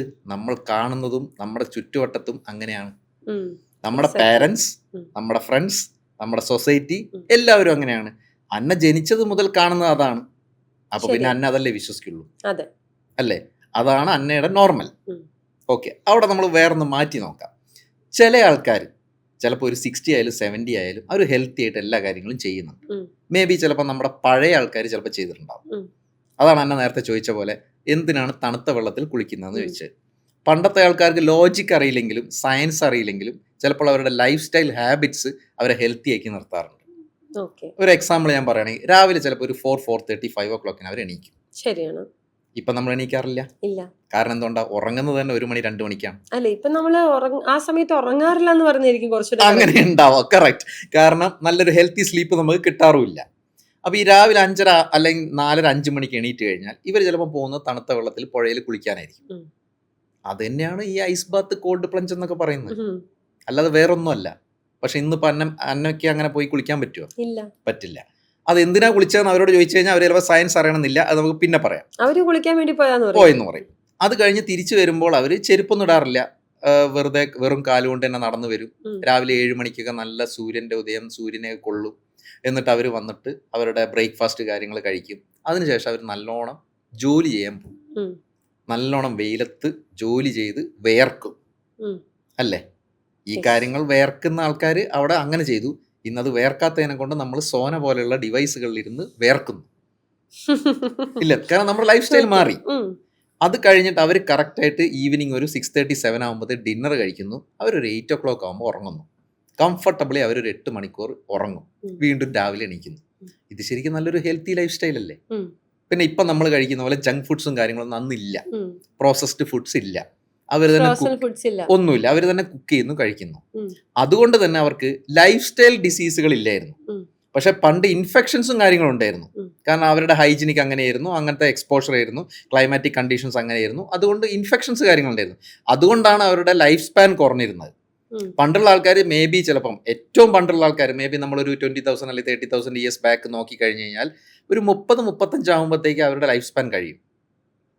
അവർ ഗുഹകളിലൊക്കെ താമസിച്ച ഒരു കാലഘട്ടത്തിൽ. ഉം. ഉം. ഉം. അന്ന് ശരിക്കും പറഞ്ഞു കഴിഞ്ഞാൽ പറഞ്ഞിരുന്നത് ഒരു 12 വയസ്സൊക്കെ ആകുമ്പോഴത്തേക്ക് പെൺകുട്ടികളൊക്കെ മെച്യൂർഡ് ആയി കഴിഞ്ഞാൽ അവർ ആ സമയം തന്നെ റിലേഷനിലായിട്ട് ഒരു 13-14 വയസ്സാകുമ്പോഴത്തേ അവർ അമ്മമാരും അച്ഛന്മാരും ആവുകയാണ്. ശരി. ഒരു 28-30 ആകുമ്പോഴത്തേക്ക് ഗ്രാൻഡ് പാരൻസ് ആവും. ഉം. ഉം. സോ 30-35 ആകുമ്പോഴത്തേക്ക് അവരുടെ ഹെൽത്ത് ഡിക്ലൈൻ ആയിട്ട് അവരൊരു 35-40 ആകുമ്പോഴത്തേക്ക് അവർ ലൈഫ് സ്പാൻ കഴിയും. ഉം. അപ്പോൾ അങ്ങനെ ജനറ്റിക്കലി വന്ന് നമ്മുടെ ബോഡിയും ഒരു അസംഷൻ വരുന്നത് 30 വയസ്സ് കഴിഞ്ഞാൽ ഉം. നമ്മുടെ ഡിറ്റീരിയേഷൻ സംഭവിക്കും എന്നുള്ളതാണ്. ഓക്കെ. അത് ഓൾറെഡി ട്യൂൺഡ് ആണ്. അതുകൊണ്ടാണ് ചിലപ്പം അന്ന 30 കഴിയുമ്പോൾ എല്ലാവരും പറയുന്നത് എനിക്ക് കുറച്ച് എനർജി കുറവ് തോന്നുന്നുണ്ടല്ലോ, ഉം. എനിക്ക് പണ്ടത്തെ പോലെ ചെയ്യാൻ പറ്റുന്നില്ല എന്നുള്ളത്. അത് ബൈ ഡിഫോൾട്ട് നമ്മുടെ ബോഡി ട്യൂൺ ചെയ്ത പോലെയാണത്. ഉം. ഉം. ഉം. ഉം. പക്ഷേ പണ്ടത്തെ ഈ ആൾക്കാരുടെ ലൈഫ് സ്റ്റൈലിൻ്റെ ഈ വ്യത്യാസങ്ങളും നമ്മുടെ ഇപ്പോഴത്തെയും കാരണം നമ്മൾ ആദ്യം തന്നെ ഡിസീസ്ഡ് ആവുകയാണ് ചെയ്യുന്നത്. ഉം. ആ ക്വാളിറ്റി ഓഫ് ലൈഫ് ഇല്ലാതെയാണ് പിന്നെ നമ്മൾ ജീവിക്കുന്നത്. പക്ഷെ അത് എത്ര ആൾക്കാർക്ക് അറിയാം? മേ ബി ആർക്കും തന്നെ ഉണ്ടാവില്ല, ചിന്തിക്കുന്നുണ്ടാവില്ല. ഇല്ല. കാരണം ഇങ്ങനെയാണിത്, ലൈഫ് ഇങ്ങനെയാണ്. അപ്പോൾ പിന്നെ ഞാനും ഇങ്ങനെ പോവാം. സോ അവിടെ ആ ഹെൽത്ത് സ്പാൻ എന്നുള്ളത് നമ്മൾ നോക്കാതെ പോകുന്ന ഒരു ഫാക്ടറാണ്. ഉം. ഉം. ഉം. ഈ ഹെൽത്ത് സ്പാൻ എങ്ങനെ ഇംപ്രൂവ് ചെയ്യാം എന്നുള്ളതാണ് ലോഞ്ചിവിറ്റി എന്ന് പറയുന്ന കോൺസെപ്റ്റിലേക്ക് വരുമ്പോൾ. ഓക്കെ. അതിൽ നമ്മൾ ഉം. ഇനീഷ്യലി തന്നെ ഇപ്പോൾ ഒരു 30 ഇയേഴ്സ് തന്നെ നമ്മൾ നമ്മുടെ ബോഡീനെ അനലൈസ് ചെയ്ത് മനസ്സിലാക്കി കഴിഞ്ഞാൽ ഈ ഹെൽത്ത് സ്പാൻ അവിടെ മുതൽ പിടിച്ചാൽ ഉം. നമുക്ക് 60 വയസ്സാകുമ്പോൾ ഒരു പ്രശ്നമില്ലാതെ ജീവിക്കാം. മനസ്സിലായി. 70-ലും നമുക്ക് പ്രശ്നം ഉണ്ടാവില്ല. ഓക്കെ. ഇതാണ് ലോഞ്ചിവിറ്റീൻ്റെ ഫാക്ടർ. ഉം. പക്ഷേ ഇതിലേക്ക് വരുമ്പം നമുക്ക് വേറൊരു കാര്യം കൂടി നോക്കണം, നമ്മുടെ ഏജിങ്. ഉം. പ്രായമാവുമല്ലോ, ആൾക്കാർ പറയും പ്രായമാകുമ്പോൾ എന്തായാലും ഇതൊക്കെ വരൂലേ. അതെ, പ്രായമാകുന്നവർക്ക് ഇത് വന്നില്ലെങ്കിലാണ് എന്തോ കുഴപ്പമുള്ളത്. കുഴപ്പമുള്ളത് അല്ലേ? കറക്റ്റാണ്. Correct. കാരണം 50 വയസ്സിൽ ഒരാൾ പയ്യനെ പോലെ ഇരുന്നാൽ പറയും നിനക്കെന്തോ പ്രശ്നമുണ്ട്, പ്രശ്നമുണ്ട്. ശരിയല്ലേ, നീ എന്താ പ്രായമാവാത്തതെന്നുള്ളത്. അപ്പോൾ ഈ പ്രായം നോക്കുമ്പോൾ ശരിക്കും പറഞ്ഞാൽ നമുക്ക് 2 ടൈപ്പ് ഏജ് ഉണ്ട്.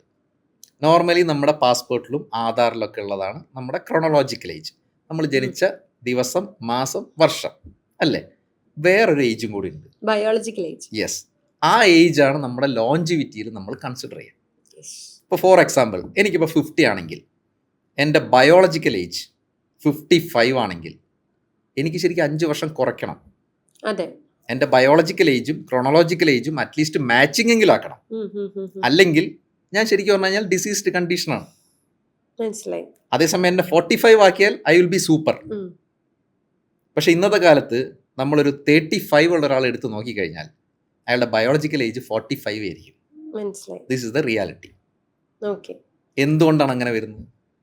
അപ്പോൾ ഞാൻ എൻ്റെ ഒരു സംശയം ചോദിക്കട്ടെ. പണ്ട് നമുക്കിതെല്ലാം പ്രകൃതിയിൽ നിന്ന് കിട്ടി. നമ്മൾ തണുത്ത വെള്ളത്തിൽ പുഴയിൽ പോയി കുളിച്ചു, അല്ലെങ്കിൽ നമ്മുടെ കിണറ്റിലെ വെള്ളം കോരി കുളിച്ചു, നമ്മൾ മണ്ണിൽ ചവിട്ടി നടന്നു, സൂര്യപ്രകാശം നമുക്ക് അടിച്ചു, നമ്മൾ നന്നായി അധ്വാനിച്ചു, ശരീരം വിയർത്തു, അങ്ങനെ അങ്ങനെ എല്ലാ കാര്യങ്ങളും നമ്മൾ അന്ന് നമ്മുടെ ജീവിതത്തിൻ്റെ നമ്മുടെ ലൈഫ് സ്പാൻ കൂട്ടാനാണെന്ന് അറിയത്തില്ല, ഹെൽത്ത് സ്പാൻ കൂട്ടാനാണെന്നറിയില്ല, നമ്മുടെ ജീവിത സാഹചര്യങ്ങൾക്ക് വേണ്ടിയിട്ട് നമ്മൾ അങ്ങനെയായി. ഇതിനെ നമ്മൾ ടെക്നോളജി വരെ റീക്രിയേറ്റ് ചെയ്യുവാണ് അപ്പോൾ ലോഞ്ചിവിറ്റിയിലൂടെ ഉദ്ദേശിക്കുന്നത്? അങ്ങനെ ചോദിച്ചു കഴിഞ്ഞാൽ ശരിയാണ്, പക്ഷെ കംപ്ലീറ്റ് തെറ്റുമല്ല. ഉം.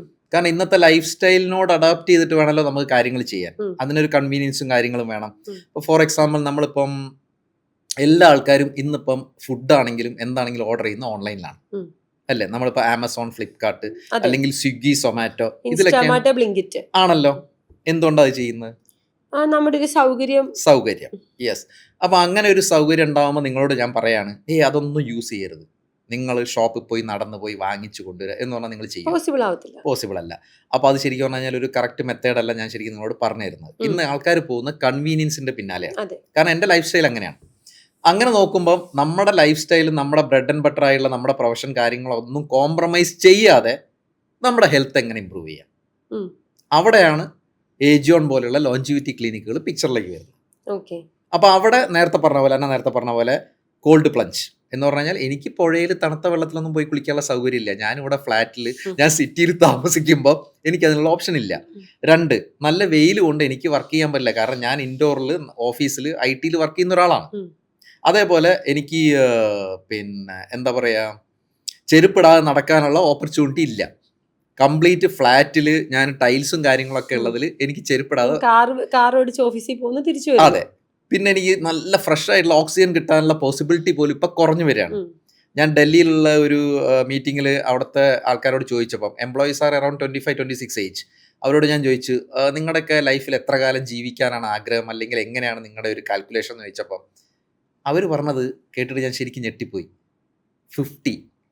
നമ്മൾ 70-75 പറയുന്ന സ്ഥാനത്ത് അവർ 50 പറഞ്ഞത്. ഞാൻ ചോദിച്ചാൽ എന്താ അങ്ങനെ നിങ്ങൾ പറയുന്നത്? കേരളത്തിൽ ഒരാൾ 50 പറയില്ല. അല്ല സാർ, കേരളം പോലെയല്ല ഡൽഹി, ബിക്കോസ് ഓഫ് പൊല്യൂഷൻ. അവർ അവെയറാണ് അവരുടെ കറക്റ്റ്. അപ്പോൾ ആ ആൻസർ ഞാൻ ശരിക്കും പറഞ്ഞു കഴിഞ്ഞാൽ ഭയങ്കരമായിട്ട് ഞാനത് ചിന്തിച്ചു. കാരണം അവർ വളരെ ഹെൽപ്ലെസ് ആയിട്ട് പറഞ്ഞൊരു ആൻസറാണത്. 50 ആകുമ്പോഴത്തേക്ക് അവരുടെ ലൈഫ് സ്പാൻ തന്നെ ഇല്ലാതാവുക എന്ന് പറയുന്നത്. കാരണം അത്രയും പൊല്യൂട്ടഡ് ആണ് ഡൽഹി എന്നുള്ളതാണ് അവർ പറഞ്ഞത്. അതേപോലെ നമ്മുടെ ഇവിടെയും ഈ പറഞ്ഞ പൊല്യൂഷനും കാര്യങ്ങളെല്ലാം ഉണ്ടാവുമ്പോൾ നമുക്ക് അതിനുള്ളൊരു സൊല്യൂഷനാണ് ഇങ്ങനത്തെ സെൻറ്ററുകളിൽ വരുന്നത്. ഇതിനൊക്കെ നമ്മൾ മോഡേൺ ടെക്നോളജിയിലേക്ക് മാറ്റിക്കൊണ്ട് അത് ആക്സസ് ചെയ്യാനുള്ളൊരു പ്രൊവിഷനാണ് ഈ ലോഞ്ചിവിറ്റി ക്ലിനിക്കിൽ വരുന്നത്. ഓക്കെ. ഇപ്പം ഞാൻ ലോഞ്ചിവിറ്റി ക്ലിനിക്കിലേക്ക് ഇപ്പോൾ ഏജിയോണിലേക്ക് കയറി വരുവാണ്. അപ്പോൾ ഞാൻ കഴിഞ്ഞ ദിവസം നമ്മളെ മീറ്റിങ്ങിന് വേണ്ടി അവിടെ വെച്ച് കണ്ടു. അപ്പോൾ കാണുമ്പോൾ തന്നെ അവിടുത്തെ ഒരു പ്രൊസീജിയർ എന്ന് പറയുന്നത്, ഇപ്പോൾ ഫസ്റ്റ് ഡേ ഞാൻ വെറുതെ വന്നതാണ്, ഒരു മെഷീനിൽ കയറ്റി നിർത്തി. മെഷീൻ എല്ലായിടത്തും ഉള്ളതാണ്, ഇപ്പം എല്ലാ ഫെസിലിറ്റീസും ഉള്ള ജിമ്മുകളിലെല്ലാം ഉള്ളൊരു മെഷീനിൽ കയറി ഒരു കമ്പൊക്കെ എടുത്ത് പിടിച്ച് ഞാൻ നിന്നു.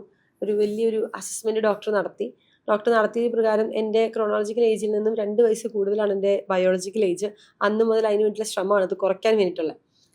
പിന്നെ ഞാൻ അവിടെ കുറേ റൂംസ് കണ്ടു, കുറേ ഫെസിലിറ്റീസ് കണ്ടു, ഒരുപാട് ആളുകൾ അവിടെ വന്ന് ട്രീറ്റ്മെൻറ്റ് എടുക്കുന്നത് കണ്ടു. എന്താണ് ശരിക്കും ഏജിയോനുള്ളിൽ സംഭവിക്കുന്നത്? ഓക്കെ. ഫസ്റ്റ് നമ്മൾ ആസ് എ കസ്റ്റമർ നമ്മൾ ഏജിയോണിലേക്ക് കടന്നു വരുമ്പോൾ നമുക്ക് ആദ്യം ചെയ്യുന്നത് നമ്മളൊരു അസസ്മെൻ്റാണ്, നമ്മുടെ ഹെൽത്തിൻ്റെ ടോട്ടൽ അസസ്മെൻറ്റ്. പക്ഷെ ആ അസസ്മെൻറ്റ് എന്ന് പറയുമ്പോൾ തന്നെ ഇന്നത്തെ കാലത്ത് വളരെയധികം അഡ്വാൻസ്ഡ് മോഡേൺ അസസ്മെൻറ്റ് രീതികളുണ്ട്. ഒരു എക്സാമ്പിൾ ഞാൻ പറയാം. നമ്മൾ നോർമലി എല്ലാവരും കാണുന്നതാണ് ഡയബറ്റീസ് അല്ലെങ്കിൽ ഷുഗറിൻ്റെ പ്രശ്നങ്ങൾ. സാധാരണ അന്നയ്ക്ക് അങ്ങനെ എന്തെങ്കിലും ഒരു ഡൗട്ട് തോന്നിയാൽ അന്ന ചിലപ്പോൾ ഒരു ഡോക്ടറെ അടുത്ത് പോകും, അല്ലെങ്കിൽ ലാബിൽ പേഴ്സണലി പോകും, വെറുതെ ഒന്ന് ഷുഗർ ചെക്ക് ചെയ്യും. അപ്പോൾ അവർ ചിലപ്പോൾ ഫാസ്റ്റിങ്ങിൽ ഷുഗർ ഒന്ന് ചെക്ക് ചെയ്യും, അത് കഴിഞ്ഞ് ഫുഡ് കഴിച്ചതിന് ശേഷം വീണ്ടും ഷുഗർ ചെക്ക് ചെയ്യും. നോക്കുമ്പം കുറച്ച് ഷുഗർ കൂടുതലുണ്ട്. അപ്പം അന്നയ്ക്ക് മനസ്സിലായി എൻ്റെ ബ്ലഡിൽ ഷുഗർ കൂടുതലുണ്ട്, അപ്പം ഷുഗർ വില്ലനാണ്. അതല്ല എനിക്ക് മനസ്സിലായത്.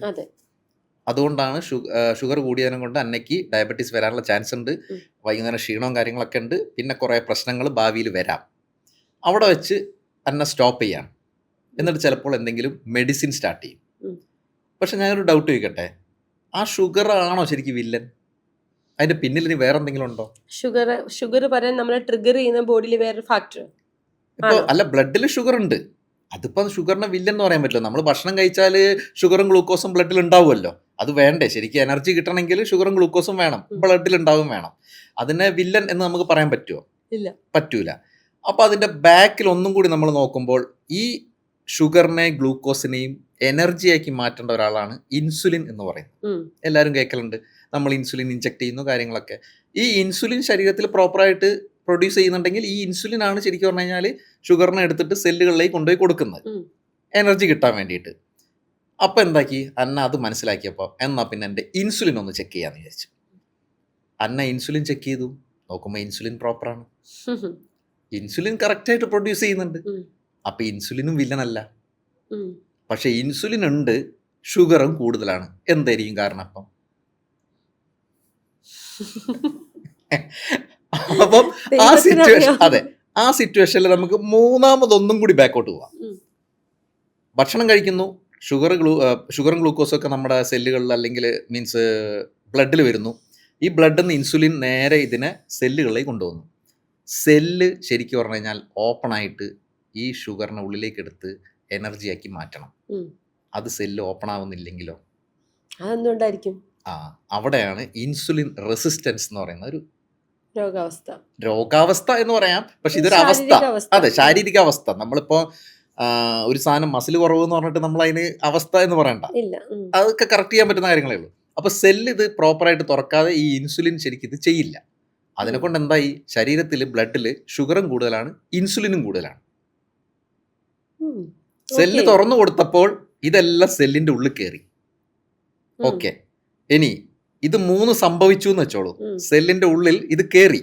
സെല്ലിന്റെ ഉള്ളിൽ കയറിയാൽ പോലും ഇതൊരു എനർജിയായി മാറണമെങ്കിൽ സെല്ലിന്റെ ഉള്ളിൽ മൈറ്റോകോൺട്രിയ എന്ന് പറയുന്ന ഒരാൾ ഫംഗ്ഷൻ ചെയ്യണം. പണ്ട് നമ്മൾ SLC ഒക്കെ പഠിച്ചാണ്, power house of the cell, mitochondria എല്ലാവർക്കും അറിയാം. അത് പ്രോപ്പറായി ഫംഗ്ഷൻ ചെയ്യുന്നില്ലെങ്കിൽ എനർജി വരില്ല. ഇപ്പൊ എത്ര പോയിന്റ്സ് ഞാൻ കവർ ചെയ്തു? 4 പോയിന്റ്സ് കവർ ചെയ്തു. ഇത്രയും ഇൻഡെപ്ത് ആയിട്ട് നിങ്ങളൊരു ലാബിൽ ചെന്നാലോ നിങ്ങളൊരു ക്ലിനിക്കിൽ ചെന്നാലോ ടെസ്റ്റ് ചെയ്യുമോ? ഇല്ല. This is the difference between A normal clinic and longevity clinic. ഇത് ഞാൻ പറഞ്ഞത് ഒരു മെറ്റബോളിസം എന്ന് പറയുന്ന ഒരൊറ്റ സെഗ്മെന്റ് ആണ്. ഇതേപോലെ ഇൻഫ്ലമേഷൻ, ഹോർമോൺ അല്ലെങ്കിൽ ലിപ്പിഡ് പ്രൊഫൈൽ, ഇങ്ങനെ പല പ്രൊഫൈലുകളും ഒരു 200 ചില്ലാനം മാർക്കേഴ്സിലൂടെ ടെസ്റ്റ് ചെയ്തതിന് ശേഷമാണ് അന്ന എന്താണെന്നുള്ളത് നമ്മൾ മനസ്സിലാക്കുന്നത്. ഓക്കെ, അപ്പോഴാണ് എൻ്റെ ട്രീറ്റ്മെന്റ് സ്റ്റാർട്ട് ചെയ്യുള്ളൂ. ട്രീറ്റ്മെന്റ് എന്ന് നമ്മൾ പറയാറില്ല, ട്രീറ്റ്മെന്റ് അല്ല. ശരിക്കും അന്ന എന്താണെന്ന് നമ്മൾ മനസ്സിലാക്കി, അന്നയ്ക്ക് എവിടേക്കോ പ്രശ്നങ്ങളുള്ളതെന്ന് മനസ്സിലാക്കി, അന്ന എന്തൊക്കെയോ വിസിബിൾ ആയിട്ടുള്ള പ്രശ്നങ്ങളായിട്ടാണ് നമ്മുടെ അടുത്തേക്ക് വന്നത്. പക്ഷെ അന്നേനെ നമ്മൾ കുറേ ഇൻഡെപ്ത് ആയിട്ട് ഇൻവിസിബിൾ ആയിട്ടുള്ള പ്രോബ്ലംസ് ആണ് നമ്മൾ കാണിച്ചു തന്നത് ഈ അസസ്മെന്റിലൂടെ. ബ്ലഡ് ടെസ്റ്റ് ഉണ്ടാവും, യൂറിൻ ടെസ്റ്റ് ഉണ്ടാവും, പ്ലസ് നമ്മുടെ ഏജ് ഓണിൽ ചെയ്യുന്ന കുറേ അസസ്മെന്റ്സും ഉണ്ടാവും. ഈവൻ മസിൽ സ്ട്രെങ്തൻ, മസിലിൽ തന്നെ നമ്മളിപ്പം ജിമ്മിന്റെ കാര്യം എല്ലാവരും പറയുമ്പോൾ മസിൽ എന്ന് പറഞ്ഞാൽ ജിമ്മാണ്. എല്ലാവരും ഒരു ബോഡി ബിൽഡ് ചെയ്യുക, മസിൽ ബിൽഡ് ചെയ്യുക അല്ലേ? ശരിക്കും പറഞ്ഞു കഴിഞ്ഞാൽ ബോഡി ബിൽഡിങ് ആവശ്യമില്ല, നമുക്ക് മസിൽ ആവശ്യത്തിനുള്ള രീതിയിൽ ചെയ്താൽ മതി. പക്ഷെ നമ്മുടെ ശരീരത്തിലെ ഏതൊക്കെ മസിലുകളാണ് നമ്മൾ ജിമ്മിൽ പോയാൽ ചെയ്യുക? കൈ, കാല്, ചെസ്റ്റ്, ഇതൊക്കെ ചെയ്യും. ഓക്കെ, പക്ഷെ നമ്മൾ ചിലപ്പോൾ ശ്രദ്ധിക്കപ്പെടാതെ പോകുന്ന ചില കാര്യങ്ങളുണ്ട്. അതാണ് നമ്മുടെ ലോഞ്ചിവിറ്റിന്റെ മെയിൻ പാർട്ട്. എന്റെ ചോദ്യം അതാണ്. ഞാൻ അവിടെ വന്നപ്പോൾ കണ്ടത് പെൽവിക് മസില് ഇത് ചെയ്യാനൊരു ചെയർ, അതൊരു ഫാക്റ്റ് ആണെന്നൊക്കെ ഞാനിപ്പോ ചിന്തിച്ചു. ഒരിക്കലും നമ്മൾ ജിമ്മിൽ ഒരിക്കലും ശ്രദ്ധിക്കപ്പെടാതെ പോകുന്ന ഒരു കാര്യമാണ് അല്ലേ? അതിന് വളരെ സിമ്പിൾ ആയിട്ടൊരു കാര്യം ചെയ്താൽ മതി. നമ്മൾ ഒറ്റക്കാലിൽ ഒന്ന് എണീറ്റ് നിൽക്കുക. ഒറ്റക്കാലിൽ നിൽക്കാൻ നമുക്ക് പറ്റും പലർക്കും. മേ ബി ചിലപ്പോൾ ഒരു 10 സെക്കൻഡ് 20 സെക്കൻഡ് നിൽക്കും. കണ്ണടച്ചിട്ട് ഒറ്റക്കാലിൽ നിൽക്കാൻ പറ്റുമോ? ടാസ്ക് ആയിരിക്കും. അതെന്തുകൊണ്ടാന്ന് പറഞ്ഞു കഴിഞ്ഞാൽ വേറെ ഒന്നുമല്ല, നമ്മുടെ ബ്രെയിനും നമ്മുടെ പെൽവിക് അല്ലെങ്കിൽ ഗ്ലൂട്ട് മസിൽസും ആയിട്ടുള്ള കോർഡിനേഷൻ ഇല്ലാത്തതിനെ കൊണ്ടാണ്, ആ ബാലൻസ് കിട്ടാത്തതിനെ കൊണ്ടാണ്. പക്ഷെ പെൽവിക് മസിൽസ് നമ്മൾ എങ്ങനെ ജിമ്മിൽ സ്ട്രെങ്തൻ ചെയ്യുക? ഭയങ്കര ബുദ്ധിമുട്ടാണ്. കാരണം എന്താണെന്ന് പറഞ്ഞു കഴിഞ്ഞാൽ നമ്മൾ കിടന്നുകൊണ്ടൊക്കെയുള്ള വർക്കൗട്ട് അത് നമ്മൾ ആരും ചെയ്യാറില്ല. പക്ഷെ അതിന് ഈ പറഞ്ഞ പോലെ പെൽവിക് ചെയർ പോലുള്ള മോഡേൺ ടെക്നോളജീസിൽ നമ്മൾ ചെയ്യുമ്പോൾ ആ ഒരു പ്രൊസീജിയർ പ്രോട്ടോകോളിലൂടെ പോകുമ്പോൾ നമുക്കത് സ്ട്രെങ്തൻ ചെയ്യാം. അതേപോലെ തന്നെ നമ്മൾ ശ്രദ്ധിക്കപ്പെടാതെ പോകുന്ന ഒരു മസിൽ ഏരിയയാണ് ഡയഫ്രം, നമ്മുടെ ലങ്സ്. നമ്മുടെ ലങ്സ് ശരിക്കും പറഞ്ഞു കഴിഞ്ഞാൽ അവിടെ നമ്മൾ സ്പൈറോമീറ്റർ പോലുള്ള സാധനങ്ങൾ വെച്ച് ചെക്ക് ചെയ്തിട്ട് നമുക്കത് എക്സൈൽ ഇൻഹെയിൽ നമ്മൾ അനലൈസ് ചെയ്തിട്ട് മോശമാണെന്നുണ്ടെങ്കിൽ നമ്മളത് സ്ട്രെങ്തൻ ചെയ്യണം. അതുപോലെ നമ്മുടെ കാഫ് നമുക്ക് ശരിക്കും പറഞ്ഞു കഴിഞ്ഞാൽ സെക്കൻഡ് ഹാർട്ട് എന്നാണ് പറയാം. നമ്മുടെ ബ്ലഡ് സർക്കുലേഷൻ ശരിക്കും പറഞ്ഞു കഴിഞ്ഞാൽ അപ്വേർഡ്സ് ചെയ്യുന്നത് കാഫാണ്. കാഫിന്റെ ടെസ്റ്റ് നമ്മൾ അവിടെ ചെയ്യും. പിന്നെ നമ്മൾ മെയിനായിട്ട് വേറൊരു ടെസ്റ്റും കൂടി മസിലിൻ്റെ ചെക്ക് ചെയ്യാന്ന് പറഞ്ഞു കഴിഞ്ഞാൽ ഗ്രിപ്പ് സ്ട്രെങ്ത് ആണ്. ഉം. അതിനൊരു ഗ്രിപ്പ് സ്ട്രെങ്ത് ചെക്ക് ചെയ്യുന്നൊരു ഡിവൈസ് ഉണ്ട്. അത് ചെയ്ത് കഴിഞ്ഞാൽ നമ്മൾ ചോദിക്കും, ഓ എന്തിനാ ഇതിപ്പം ഭയങ്കര ശക്തിയുള്ള ആൾക്കാർക്കല്ലേ വേണ്ടതെന്ന്. ബേസിക്കലി ഗ്രിപ്പ് സ്ട്രെങ്ത് എന്ന് പറഞ്ഞു കഴിഞ്ഞാൽ ഈ പറഞ്ഞ ഒരു കോർഡിനേഷൻ ആണ്, മസിൽ ബ്രെയിൻ കോർഡിനേഷൻ നമുക്ക് അതിലൂടെ കിട്ടും. ഇന്ന ഏജുള്ള ആൾക്കാർക്ക് ഇത്രയെങ്കിലും വേണം എന്നുള്ള രീതിയിലാണ്. സോ ഈ 4 ടെസ്റ്റ് ചെയ്യുമ്പോൾ നിങ്ങളുടെ ഒരു മസിൽ സ്ട്രെങ്ത് നമുക്ക് മനസ്സിലാവും. ഓക്കെ. അപ്പോൾ അതിനനുസരിച്ചുള്ള പ്രൊസീജിയർ പ്രോട്ടോകോൾ അവിടെ ഉണ്ടാവും. അല്ലാതെ കയറി വരുന്ന എല്ലാവർക്കും 10 സെഷൻ സോനാബാത്ത് നെവർ അങ്ങനെയൊന്നും ഇല്ല. നെവർ. ഇതെന്താ പറഞ്ഞു കഴിഞ്ഞാൽ അന്നയ്ക്കുള്ള അസസ്മെന്റ് റിസൾട്ട് അല്ല എനിക്കുള്ള അസസ്മെന്റ് റിസൾട്ട്. ഓക്കെ, കസ്റ്റമൈസേഷൻ ആണ്. യെസ്, അന്നയ്ക്കുള്ള സൊല്യൂഷൻ വേറെ, എനിക്കുള്ള സൊല്യൂഷൻ വേറെ. ഇപ്പൊ ഞാൻ അങ്ങനെയൊക്കെ ചെയ്യുന്നു. പക്ഷെ എന്റെ ധാരണ എന്ന് പറയുന്നത് ലോഞ്ചിവിറ്റി എന്ന് പറഞ്ഞാൽ 20 മിനിറ്റ് കൊണ്ട് ജിമ്മിൽ പോകാതെ വർക്കൗട്ട് ചെയ്യുന്ന ഒരു സ്ഥലം മാത്രമായിരുന്നു. അങ്ങനെ ഒരു ട്രെൻഡ് അല്ലെങ്കിൽ അങ്ങനെ ഒരു ടോക്ക് നമ്മുടെ നാട്ടിലുണ്ടോ? 20 മിനിറ്റ്സ് കൊണ്ട് ശരിക്കും നമ്മൾ വർക്കൗട്ട് ചെയ്ത് കഴിഞ്ഞാൽ നമ്മുടെ മസിൽസിനെ സ്റ്റിമുലേറ്റ് ചെയ്യാം എന്നുള്ള ഒരു വൺ ഓഫ് ദ ഡിവൈസ് നമ്മുടെ അവിടെ ലോഞ്ചിവിറ്റി ക്ലിനിക്കിലെ വൺ ഓഫ് ദ ഡിവൈസ് ആണ് EMS ഫുൾ ബോഡി സൂട്ട് എന്ന് പറയുന്നത്. ഓക്കെ, അത് നമ്മൾ എന്താ ചെയ്യുന്നതെന്ന് പറഞ്ഞു കഴിഞ്ഞാൽ ഈ പറഞ്ഞ പോലെ ഞാൻ നേരത്തെ ചോദിച്ച പോലെ ജിമ്മിൽ പോകുമ്പോൾ ഇന്ന് ഞാൻ ബൈസെപ്സിന് കളിച്ചു, നാളെ ഞാൻ ട്രൈസെപ്സിന് കളിച്ചു, മറ്റന്നാൾ ചെസ്റ്റിന് കളിച്ചു എന്നുള്ള നമ്മൾ സാധാരണ ജിമ്മിൽ പോകുമ്പോൾ ചെയ്യാറുള്ളത്. കാരണം എല്ലാം കൂടി ചെയ്ത് കഴിഞ്ഞാൽ നമ്മൾ ടയേർഡ് ആവും, പ്ലസ് മസിൽസിന് ഒരു റിക്കവറി ടൈമും വേണം. പക്ഷേ ഈ EMS സൂട്ടിൻ്റെ ഒരു പ്ലസ് പോയിന്റ് എന്താണെന്ന് പറഞ്ഞു കഴിഞ്ഞാൽ അത് ഇട്ടിട്ട് നമ്മൾ ഇലക്ട്രിക് മസിൽ സ്റ്റിമുലേഷൻ ആണ് ചെയ്യുന്നത്. അപ്പോൾ അവിടെ നമ്മൾ ഓരോ പോർഷനും നമ്മളൊരു 2 മിനിറ്റ്സ് 3 മിനിറ്റ്സ് എന്നുള്ള രീതിയിൽ 20 മിനിറ്റ്സ് കൊണ്ട് ശരിക്കും ആക്ടിവേറ്റ് ചെയ്യും. അവിടെ നമ്മൾ അധികം എഫേർട്ട് ഇടണ്ട, ഈ മസിൽസിനെ ഈ ഇലക്ട്രോ മസിൽ സ്റ്റിമുലേഷൻ ആണ് നടക്കുന്നത് അവിടെ. അപ്പോൾ ആ സ്റ്റിമുലേഷനിലൂടെ ആ ഒരാഴ്ച വർക്കൗട്ട് ചെയ്യേണ്ടത് ഓൾമോസ്റ്റ് 1 പ്രാവശ്യമോ 2 പ്രാവശ്യമോ വന്നാൽ തന്നെ ആ സ്റ്റിമുലേഷൻ നടക്കും. പ്ലസ് അതിനുശേഷം നമ്മൾ പ്രോപ്പർ റിക്കവറി കൊടുത്താൽ മതി. പക്ഷെ this is not for body builders. Yes, നമ്മുടെ കറക്റ്റ് മസിൽ മാസ് എത്ര വേണം, നമ്മുടെ ആസ് പെർ നമ്മുടെ ഒരു ബോഡി വെയിറ്റ് വെച്ചിട്ട് നമുക്ക് എത്ര മസിൽ മാസ് വേണം, അവർക്ക് വേണ്ടിയുള്ളതാണ് ഈ പ്രോഗ്രാം. ഓക്കെ, അത് ചെയ്തു കഴിഞ്ഞാൽ അതിന് റിസൾട്ട് ഉണ്ട്. പക്ഷെ ലോഞ്ചിവിറ്റി എന്ന് പറയുമ്പോൾ ഞാൻ ഇത്രയും പറഞ്ഞതിൽ മസിൽ മാത്രമാണോ? അല്ല. ഞാനിപ്പോൾ പറഞ്ഞ എന്തിനാ ഇപ്പം മെറ്റബോളിസം ഞാൻ ചെക്ക് ചെയ്ത്, അപ്പൊ അത് കുറയ്ക്കണ്ടേ? യെസ്, അതിലേക്ക് വരികയാണെങ്കിൽ നമ്മൾ ഗട്ട് മൈക്രോബിയോം ടെസ്റ്റ് എന്നുള്ളത്, ഗട്ടാണ് നമ്മുടെ second gut microbiome test. Basically ഗട്ടിലുള്ള മൈക്രോബിയോംസിനെ ടെസ്റ്റ് ചെയ്യുന്നത്. അതിൽ നല്ലതുണ്ടാവും ചീത്ത ഉണ്ടാവും. ഓക്കെ, ബ്രെയിനുമായിട്ട് ശരിക്കും നമ്മുടെ സെക്കൻഡ് ബ്രെയിൻ എന്ന് പറയുന്നത് ഗട്ടാണ്. അത് നമ്മൾ ക്ലീൻ ആക്കി വെച്ച് കഴിഞ്ഞാൽ തന്നെ നമുക്ക് കുറേ ഡിസീസുകൾ ഇല്ലാതാവും. അപ്പോൾ അത് നമ്മൾ ടെസ്റ്റ് ചെയ്താലേ മനസ്സിലാവുള്ളൂ പ്രോപ്പറായിട്ട് അതിൽ നല്ല ബാക്ടീരിയ എത്രയുണ്ട്, മോശം ബാക്ടീരിയ എത്രയുണ്ട്, അവരുടെ ഫംഗ്ഷൻ എങ്ങനെയുണ്ടെന്നുള്ളത്. അതിനനുസരിച്ചുള്ള സൊല്യൂഷൻസും നമ്മൾ കൊടുക്കും, അതിനനുസരിച്ചുള്ള പ്രോപ്പർ ഡയറ്റ് കാര്യങ്ങളും കൊടുക്കും. സോ ഇതെല്ലാം ചേർന്ന ഒരു അസസ്മെന്റിലൂടെയാണ് നിങ്ങൾ ലോഞ്ചിവിറ്റി ക്ലിനിക്കിലേക്ക് എൻ്റർ ആവുന്നത്. അല്ലാതെ ഈ അസസ്മെന്റ് ഇല്ലാതെ അന്നെ ആരാണെന്ന് എനിക്ക് അറിയില്ല. അന്നയ്ക്ക് ഞാൻ സ്ട്രേറ്റ് അവേ വന്നിട്ട് എന്നാ പിന്നെ EMS സൂട്ട് ചെയ്തോളൂ, കുറച്ച് പെൽവിക് ചെയർ ചെയ്തോളൂ എന്ന് പറയാൻ എനിക്ക് അന്നെ ആരാണെന്ന് അറിയണ്ടേ? അതല്ല, ഇത് person to person customised programmes ആണ്. ഏത് വയസ്സിൽ സ്റ്റാർട്ട് ചെയ്യണം? ഏത് വയസ്സ് എന്ന് ചോദിച്ചു കഴിഞ്ഞാൽ ഞാൻ ഈ അടുത്ത് എൻ്റെ മോള് ബാംഗ്ലൂർ BSc തേർഡ് ഇയർ പഠിക്കാം.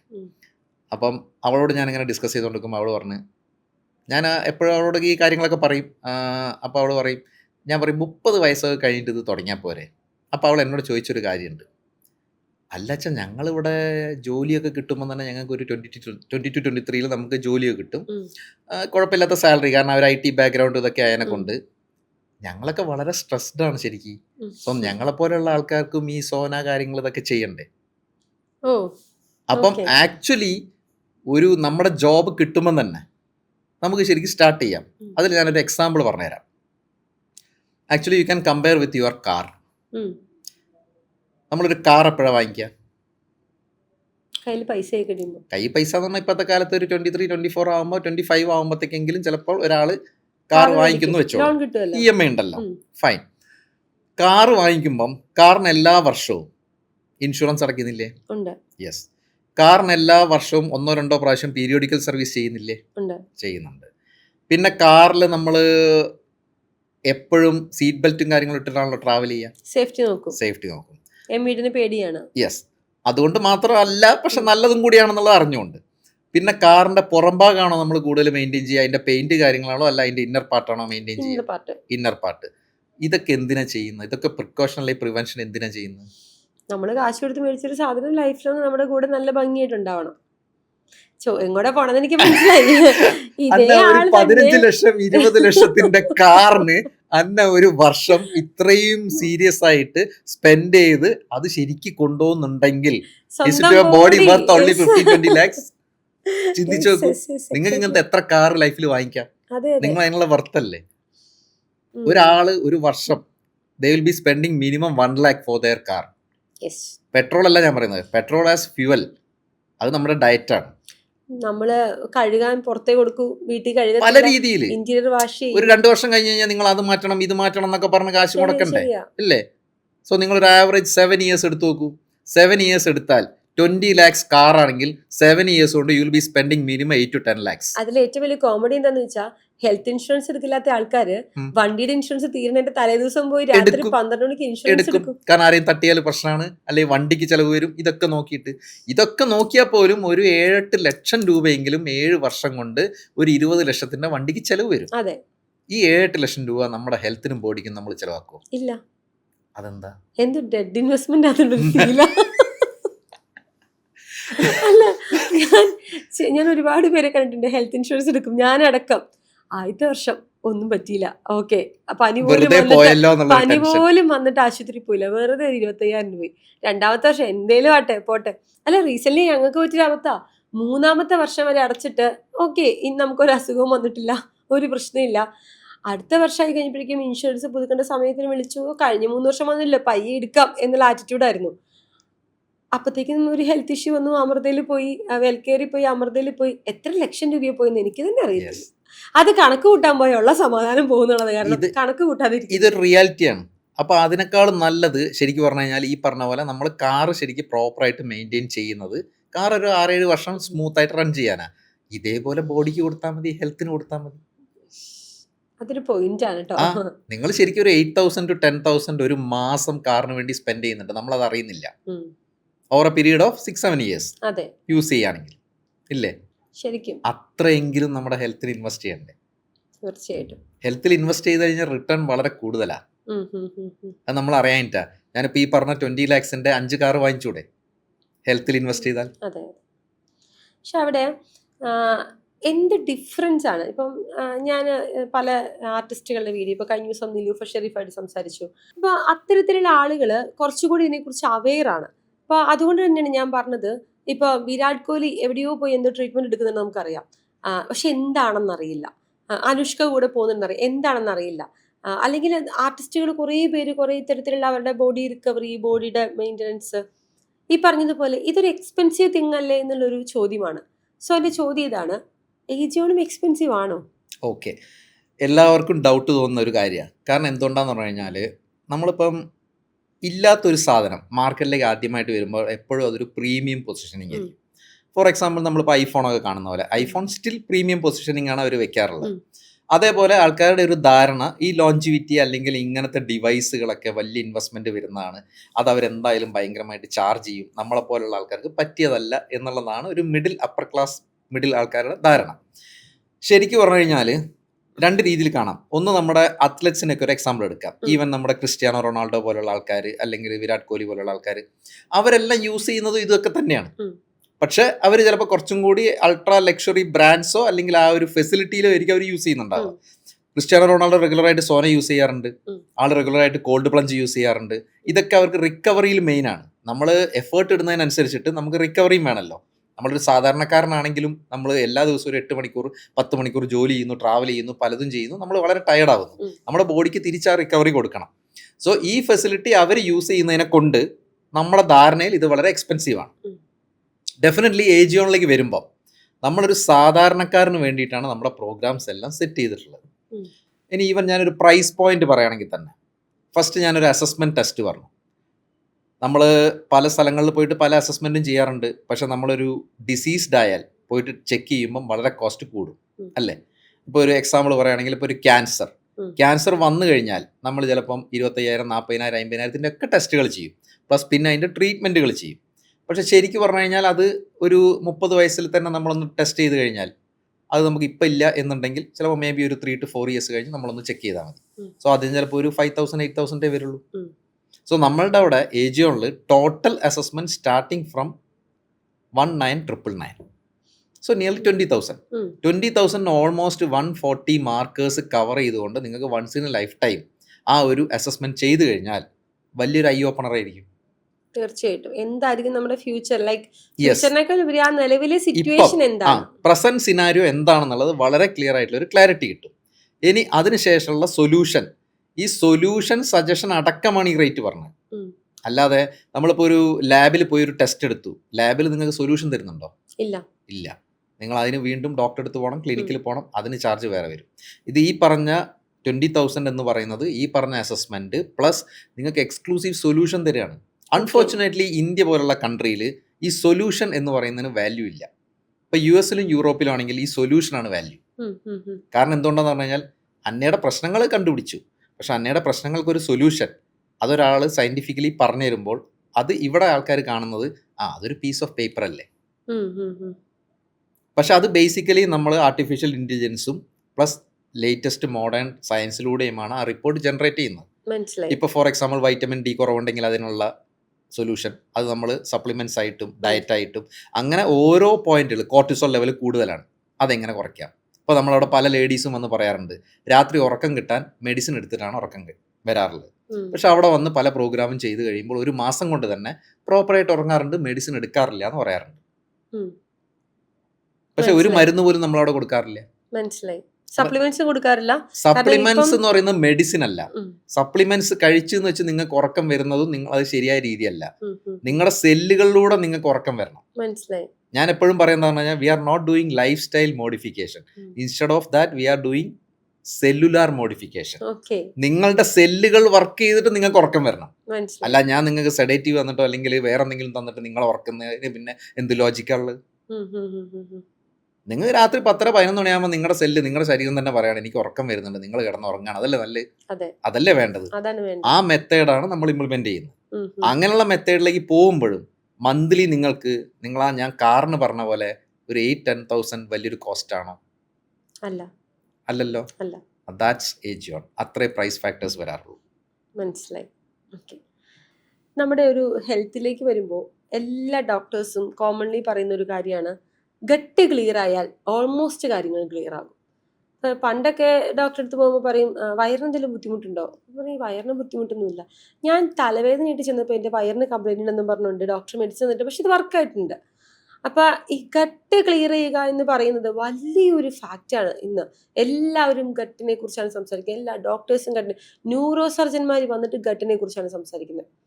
ഈ ഗട്ടിനെ റിക്കവറി ചെയ്യാനായിട്ട് നമുക്കവിടെ ഒരു ഫെസിലിറ്റി ഉണ്ട്. എന്താണ്?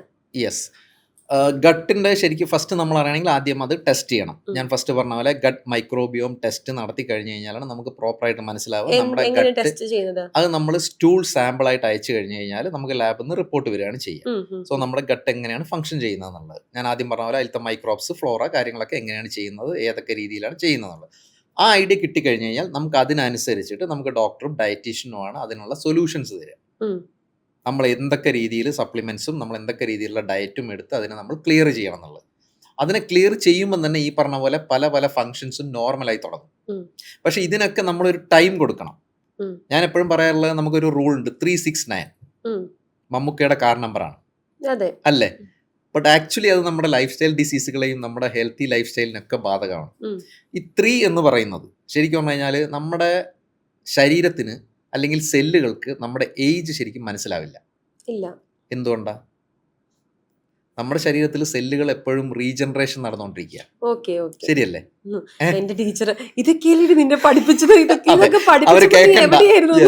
അപ്പം ഈ സെല്ലുകൾ എന്ന് പറയുന്നത് പല സ്ഥലങ്ങളിലും എക്സാക്ട്ലി. ഇപ്പൊ നമ്മുടെ ഗട്ടിലൊക്കെ ആണെങ്കിൽ ചിലപ്പം ഒരു 4-5 ദിവസം കൊണ്ട് സെല്ലുകൾ മാറിക്കൊണ്ടിരിക്കുകയാണ്. സ്കിന്നിൽ വേറെ സ്പീഡിലാണ് നമ്മുടെ ഓരോ സ്ഥലത്തും. പക്ഷെ ചിലത് മാത്രമാണ് പെർമനന്റ് ഡാമേജ് ആവുക. ഇപ്പോൾ ചിലപ്പോൾ ബ്രെയിനിൽ, ചിലത് ബോണിൽ, ഇതിലൊക്കെ ചിലപ്പോൾ പെർമനന്റ് ആയിട്ട് ഡാമേജ് ആവും. ബോണിലുള്ളത് റീജനറേറ്റ് ചെയ്യാനാണ് കൂടുതൽ ടൈം എടുക്കുക. പക്ഷെ ഇതെല്ലാം ഈ പറഞ്ഞ 369 എന്ന് പറയുന്നത് ഈവൻ ലിവറിലുള്ളതൊക്കെ റീജനറേഷൻ നടക്കുകയാണ്. അപ്പോൾ നമ്മൾ അതിനൊരു ടൈം കൊടുക്കണം. ആ ടൈമിൽ ഇത് സെല്ല് പുതിയതായിട്ട് വന്ന് കഴിയുമ്പോൾ നോർമലായി ഫങ്ഷൻ ചെയ്യാൻ തുടങ്ങും. ഫോർ എക്സാമ്പിൾ ഇപ്പം അന്നയുടെ ശരീരത്തിൽ ഒരു സെല്ലുണ്ടെന്ന് വെച്ചോളൂ. ആ സെല്ല് പഴയ സെല്ലിൽ നിന്ന് റീജനറേറ്റ് ആയിട്ട് വരുന്ന പുതിയ സെല്ലാണ്. പഴയ സെല്ല് ഡാമേജ്ഡ് ആയിരുന്നു, അപ്പോൾ അതേ കണ്ടീഷനിലല്ലേ പുതിയ സെല്ല് വരിക. ഇതാണ് നടന്നുകൊണ്ടിരിക്കുന്നത്. നമ്മൾ എന്താ ചെയ്യാന്ന് പറഞ്ഞു കഴിഞ്ഞാൽ നമ്മൾ പല രീതിയിലുള്ള പ്രൊസീജിയർ പ്രോട്ടോകോൾ എക്സ്പോഷറിലൂടെ ഈ ഡാമേജ് ആയിക്കൊണ്ടിരിക്കുന്ന സെല്ലുകളെ കുറച്ചൊന്ന് ഇമ്പ്രൂവ് ആവും. അപ്പോൾ ആ ഇമ്പ്രൂവ് ആയ സെല്ലിൽ നിന്ന് അടുത്ത സെല്ല് വരുമ്പോൾ അത് കുറച്ചുകൂടി ഇമ്പ്രൂവ്ഡ് അല്ലേ? അങ്ങനെ ഒന്ന് ചിന്തിച്ചു നോക്കൂ. ആ ഇമ്പ്രൂവ്മെന്റ് നടന്ന് വരുമ്പോൾ റീജനറേഷൻ പ്രോസസ്സ് കുറച്ചുകൂടെ ബ്യൂട്ടിഫുൾ ആകും. അപ്പം എന്താ പറഞ്ഞു കഴിഞ്ഞാൽ 3 മാസം 6 മാസം 9 മാസം കഴിയുമ്പോഴത്തേക്ക് നല്ല സെല്ലുകൾ നമ്മുടെ ശരീരത്തിൽ കൂടാൻ തുടങ്ങും. അതിനനുസരിച്ചുള്ള ഫങ്ഷൻസ് എല്ലാം മാറാൻ തുടങ്ങും. അതിനുള്ള ആ ചേഞ്ച് നിങ്ങൾക്ക് തന്നെ ഫീൽ ചെയ്യാൻ തുടങ്ങും. So first 3 months you will feel your inner change. 6th month you will feel your external change. 9th month onwards your friends or relative will ask where you are going and what you are doing. This is the rule of 369. അപ്പം എല്ലാവരും wait ചെയ്ത് ഒരു അടുത്തൊരു 9 മാസം കഴിയുമ്പോൾ എന്നോട് ചോദിക്കാൻ തയ്യാറായിരുന്നു. ഡെഫിനറ്റ്ലി. പക്ഷെ ഞാൻ എപ്പോഴും പറയും അത് ലുക്കിൽ മാത്രമല്ല. ലുക്കല്ല, ഇന്നത്തെ കാലത്ത് ശരിക്കും പറഞ്ഞു കഴിഞ്ഞാൽ അന്നയ്ക്ക് തോന്നുന്നുണ്ടോ ഇനിയുള്ള കാലത്തെ ഫ്യൂച്ചർ ലുക്കാണെന്നുള്ളത്? No, definitely no. ലുക്ക് എന്ന് പറഞ്ഞാൽ ഞാൻ നേരത്തെ പറഞ്ഞ പോലെ കാറിന്റെ ലുക്കിനാണോ നിങ്ങൾ ഇമ്പോർട്ടൻസ് കൊടുക്കുക? അങ്ങനെയാണെങ്കിൽ ഒരു ഡാമേജ്ഡ് എഞ്ചിൻ വെച്ചിട്ട് നല്ല പോളിഷ്ഡ് കാറിൽ പോയാൽ പോരെ? 60 വയസ്സിൽ അന്ന 50 സ്റ്റെപ്പ് ഓടിക്കേറുക കിതപ്പില്ലാതെ. അന്ന അത് വീഡിയോ എടുക്കും, ഇൻസ്റ്റയിൽ പോസ്റ്റ് ചെയ്യും, ആൾക്കാർ അപ്രിഷിയേറ്റ് ചെയ്യും. That is the coming future. ഏത് ഞാൻ ഇന്ന് രാവിലെ താഴേന്ന് കയറി എന്നെ കണ്ടപ്പോ എന്നോട് എന്ത് പറ്റി എന്നു ചോദിച്ച രഞ്ജിത്തേട്ടൻ തന്നെ അങ്ങനെ ഒന്നും അന്നെ ചിന്തിച്ചു പോകുക. ആ സിറ്റുവേഷൻ നല്ല രസമായിരിക്കും അല്ലേ? അതാണ് ആൾക്കാർക്ക് കാണേണ്ടത്, അതാണ് റിയാലിറ്റി. അല്ലാതെ അന്ന കംപ്ലീറ്റ് ആയിട്ട് മേക്കപ്പ് ഒക്കെ ഇട്ടിട്ട് നല്ല 50 വയസ്സിൽ പോയി നിന്നിട്ട് ഇങ്ങനെ സംസാരിക്കുന്നതിൽ എന്ത് കാര്യമുള്ളത്? ഒരു കാര്യമില്ല, ഇല്ലല്ലോ. അപ്പൊ ഏതാ ശരിക്കും പറഞ്ഞു കഴിഞ്ഞാൽ ആ ട്രൂത്ത് ആൾക്കാർ കാണേണ്ടത് ഏതാ? അല്ല, ഇപ്പൊ അത് കുറച്ചുകൂടി ആൾക്കാർ അങ്ങനെ തിരിച്ചറിഞ്ഞു തുടങ്ങി. ഫുഡിന്റെ അകത്താണെങ്കിലും ഡയറ്റിലാണെങ്കിലും ഒക്കെ ഭയങ്കര ഒരു ചേഞ്ച് പുതിയൊരു തലമുറയിൽ മാറി വരുന്നുണ്ട്. ഈ ഗട്ട് പോലെ തന്നെ പ്രാധാന്യമാണ് ഇപ്പൊ ലേഡീസിലേക്ക് വരുമ്പോൾ. ഇപ്പം ലേറ്റസ്റ്റ് ആയിട്ടൊരു ഇതുണ്ടായിരുന്നു, ഫൈബ്രോമൈൽജിയ എന്ന് പറയുന്ന ഒരു രോഗത്തെക്കുറിച്ച് ഭയങ്കര ചർച്ച ചെയ്തു കേരളം മുഴുവൻ. നമ്മുടെ ആർട്ടിസ്റ്റിന്റെ സിസ്റ്ററുടെ ഒരു ഫേസ്ബുക്ക് പോസ്റ്റ് ഭയങ്കര വൈറലായിരുന്നു. ഇപ്പം എന്നോടും പല ഡോക്ടേഴ്സ് ചോദിച്ചു ഫൈബ്രോമൈൽജിയ ഉണ്ടോ? ഞാൻ ഈ വാക്ക് ആദ്യമായിട്ട് കേൾക്കുക. അപ്പോൾ കേട്ടപ്പോൾ കൊള്ളാം, നല്ല അന്തസ്സുള്ളൊരു പേര്, എന്തെങ്കിലും അസുഖം ഉണ്ടെങ്കിൽ ഇങ്ങനൊരു പേരൊക്കെ വരണമെന്ന്. പക്ഷേ ഈ ലേഡീസിലേക്ക് വരുമ്പോൾ longevity water it is health, അതിലെ സ്ട്രെസ്സിനും സ്ട്രെയിനും ഹോർമോണൽ ചേഞ്ചസിനൊക്കെ ഒരുപാട് പ്രാധാന്യമുണ്ട്. ഹോർമോണൽ ഇംബാലൻസുകളും ചൈൽഡ്ഹുഡ് ട്രോമാസ് ഇങ്ങനെയൊക്കെ നമ്മളെ ഇപ്പം ഒരു ഡോക്ടർ പറയുന്ന രീതിയിലായിരിക്കില്ല വേറൊരു ഡോക്ടർ പറയുന്നത്. ഇപ്പം എനിക്കൊരു ഹെൽത്ത് കണ്ടീഷൻ, ഇപ്പം എന്നെ അറിയാവുന്ന അല്ലെങ്കിൽ എന്നെ നമ്മുടെ പോഡ്കാസ്റ്റ് കാണുന്ന ആൾക്കാർക്ക് അറിയാം, ഞാനൊരു ഹെൽത്ത് കണ്ടീഷനിലൂടെ കടന്നു പോയിട്ടുണ്ടായിരുന്നു. റുമറ്റോളജിസ്റ്റ് പറയുന്നത് പോലെയല്ല ഒരു സൈക്കോളജിസ്റ്റായ ഫ്രണ്ട് എന്നോട് സംസാരിക്കുന്നത്. ആളെന്നോട് പറയുന്നത് ചൈൽഡ്ഹുഡ് ട്രോമാസ് കാരണമായിരിക്കും പെയിൻ തോന്നുന്നത്. ഇതൊക്കെ ഒരു പല എന്താ പറയുക ഭയങ്കര വയേർഡായിട്ടുള്ളൊരു തോട്ട്സ് ആണെന്ന് എനിക്ക് തോന്നി. ഇപ്പം ഇതിനകത്ത് സ്ത്രീകളിലേക്ക് വരുമ്പോൾ ഈ ലോഞ്ചിവിറ്റി അവർക്ക് എത്രത്തോളം അവരുടെ ഈ ഹോർമോൺ ഇംബാലൻസിന്, അവരുടെ സ്ട്രെസ്സിന്, അവരുടെ സ്ട്രെയിനെ കുറയ്ക്കാനായിട്ട് ഉപകരിക്കും? ഓക്കെ, ഡെഫിനറ്റ്ലി ഇതൊരു റിലവൻ്റ് ആയിട്ടുള്ള സിറ്റുവേഷൻ ആണ് ഇപ്പോഴത്തെ കാലത്ത്. എസ്പെഷ്യലി കഴിഞ്ഞ ഒരു മേ ബി 10-15 years ആയിട്ട് നമ്മുടെ നാട്ടിലും അല്ലെങ്കിൽ ഓവറോൾ ഇന്ത്യയിൽ തന്നെ ആൾക്കാർ ഈ പറഞ്ഞ പോലെ ഈവൻ ഇതിൻ്റെ കൂടെ തന്നെ ഒരു സെൻട്രൽ ഗവൺമെൻറ് ഒരു സ്റ്റഡി നടത്തിയിരുന്നു ഹൈദരാബാദ് IT ആൾക്കാരുടെ ഇടയിൽ. അപ്പോൾ അവരുടെ ഇടയിൽ സ്റ്റഡി ചെയ്തപ്പോൾ ഓൾമോസ്റ്റ് ഒരു 60% ആൾക്കാരിൽ കൂടുതൽ ഫാറ്റി ലിവർ ഉണ്ടെന്ന് കണ്ടെത്തി. സ്വാഭാവികം. പക്ഷെ അതേസമയം അത് നമ്മൾ പറയുന്ന പോലെ ഡ്രിങ്ക്സ് കഴിച്ചതിനെ കൊണ്ടോ അങ്ങനെയൊന്നും വന്നതല്ല, ഫുഡ് കഴിച്ചിട്ടായിരിക്കും. യെസ്, അവരുടെ ലൈഫ് സ്റ്റൈൽ ഹാബിറ്റ്സ് കൊണ്ട് വന്നതാണ്. പക്ഷെ അറൗണ്ട് ഒരു 26-27 ഏജ് ഗ്രൂപ്പിലുള്ള ആൾക്കാർക്കാണ് അത് അത്ര നേരത്തെ വന്നത്. സോ ഇന്നത്തെ കാലത്തെ ആ ലൈഫ് സ്റ്റൈൽ പ്രശ്നങ്ങൾ കൊണ്ടാണ് ഈ കാരണങ്ങളൊക്കെ വരുന്നത്. പക്ഷെ ഞാൻ നേരത്തെ പറഞ്ഞ പോലെ നമ്മുടെ സെല്ലുകളാണ് ഇതിനൊക്കെ കാരണം. ഇപ്പം സ്ട്രെസ്സും സ്ട്രെയിനും നമ്മൾ കൊടുത്താലും നമ്മുടെ സെല്ലുകൾക്ക് എന്തോ പ്രശ്നം വരുന്നതിനെ കൊണ്ടാണല്ലോ അബ്നോർമൽ ഫങ്ഷനിങ് ആവുന്നത്. അതിലാണല്ലോ ഈ ഹോർമോൺ പ്രശ്നങ്ങൾ വരുന്നത്. എല്ലാ പ്രശ്നങ്ങളും വരുന്നത് അതാണല്ലോ. അതെങ്ങനെ നമുക്ക് റൂട്ട് കോസിൽ കറക്റ്റ് ചെയ്യുക എന്നുള്ളതാണ് നമ്മൾ ലോഞ്ചിവിറ്റി ക്ലിനിക്കുകളിൽ നോക്കാറുള്ളത്. സ്ട്രെസ്സും സ്ട്രെയിനും നിങ്ങൾ എല്ലാ ദിവസവും കിട്ടുന്നു വെച്ചോളൂ, അതില്ലാതെ മുന്നോട്ട് പോകില്ല. അപ്പൊ പിന്നെ നമ്മൾ ചില ആൾക്കാർ പറയാണ് നിങ്ങൾ സ്ട്രെസ്സും സ്ട്രെയിനും ഒഴിവാക്കണം. എങ്ങനെ അത് പറ്റുക?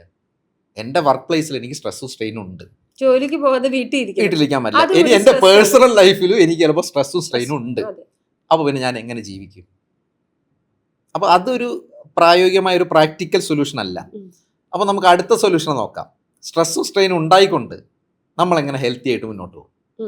എന്തുകൊണ്ട് നമ്മുടെ സെല്ലുകളെ അതിനനുസരിച്ച് കേപ്പബിലിറ്റി വരുത്താൻ പറ്റില്ല? അങ്ങനെ വരുത്താൻ പറ്റുമോ? ഡെഫിനറ്റ്ലി ചെയ്യാം. അവിടെയാണ് നമ്മൾ ആ പ്രോപ്പർ എക്സ്പോഷറിലൂടെ ഇങ്ങനെയുള്ള നമുക്ക് ഏജിയോണിൽ തന്നെ നമ്മൾ പറയാറുണ്ട് 9 elements of longevity and recovery എന്നുള്ളത്. എന്തൊക്കെയാണ് 9 elements? 9 elements എന്ന് പറയുകയാണെങ്കിൽ നമ്മളൊരു ഏജിയോൺ യൂണിവേഴ്സ് ആണ് അതിന് പറയാം. ആ ഏജിയോൺ യൂണിവേഴ്സിൽ നമ്മളിപ്പം 9 എലിമെന്റ്സ് നമ്മൾ സാധാരണ യൂണിവേഴ്സിൽ പറയാറില്ലേ, സൂര്യന് ചുറ്റും കറങ്ങുന്ന എന്നുള്ള രീതിയിൽ. ഇതിൽ വരുമ്പോൾ നമുക്ക് ശരിക്കും പറഞ്ഞാൽ നമ്മൾ സ്റ്റാർട്ടിങ് ഫ്രം ഈ പറഞ്ഞ പോലെ ഓക്സിജൻ എക്സ്പോഷർ, നല്ല ഓക്സിജൻ എന്നാണ് ബ്രീത്തിങ്. ഓക്കെ, അത് കഴിഞ്ഞ് കഴിഞ്ഞാൽ ഹൈഡ്രേഷൻ, നല്ല പ്രോപ്പർ ആയിട്ടുള്ള വെള്ളം കുടിക്കുക, കാര്യങ്ങൾ എന്നുള്ളത് അതൊക്കെ എല്ലാവർക്കും അറിയുന്ന. പിന്നെ ന്യൂട്രീഷൻ അല്ലെങ്കിൽ നൊറിഷ്മെൻറ്റ്, നല്ല ഡയറ്റ്, കാര്യങ്ങൾ. പിന്നെ നമുക്ക് സൺലൈറ്റ് എന്ന് പറഞ്ഞാൽ ലൈറ്റ്, അതാണ് നമുക്ക് റെഡ് ലൈറ്റ് പോലെയുള്ള കാര്യങ്ങൾ. പിന്നെ സോന, നമുക്ക് ഹീറ്റ്, അതാണ് ഹീറ്റ് എന്ന് പറയുന്ന ഓപ്ഷൻ വരുന്നത്. ആറാമത് വരുന്നത് കണക്ഷൻ. കണക്ഷൻ എന്ന് പറയുന്നത് നമ്മുടെ PMF, ഞാൻ പറഞ്ഞ പോലെ ചെരുപ്പിടാതെ നമ്മൾ മണ്ണിൽ നടക്കുന്നത്. പിന്നെ നമുക്ക് വരുന്നത് അവിടെ ഏഴാമത് വരുന്ന മൂവ്മെന്റ്സ്. മൂവ്മെന്റ്സ് ആണ് നമ്മുടെ EMS സൂട്ടൊക്കെ ഇട്ടിട്ട് നമ്മൾ വർക്കൗട്ടൊക്കെ ചെയ്തിട്ട് വരുന്ന രീതിയിലുള്ളത് വരുന്നത്. എട്ടാമത്തെ കോൾഡ് എക്സ്പോഷർ, അത് നമ്മുടെ കോൾഡ് പ്ലഞ്ച് എന്നുള്ള രീതിയിൽ. ഓക്കെ, അപ്പോൾ 9ാമത്തെ പോയിന്റ് ആണ് നമ്മുടെ സ്ലീപ്പ്. സോ ഇങ്ങനെ 9 എലിമെന്റ്സ് ആണ് ശരിക്കും പറഞ്ഞാൽ നമ്മൾ ഫോക്കസ് ചെയ്യുന്നത്. സോ ഈ ഫോക്കസ് ചെയ്യുമ്പോൾ നമ്മൾ ഈ മോശമായ സെല്ലുകൾ കറക്റ്റായി വരുമ്പോൾ അവർ തന്നെ ഫങ്ഷൻ ചെയ്യുമ്പോൾ ഈ ഹോർമോൺ കറക്ഷനൊക്കെ ശരിയായിക്കോളും.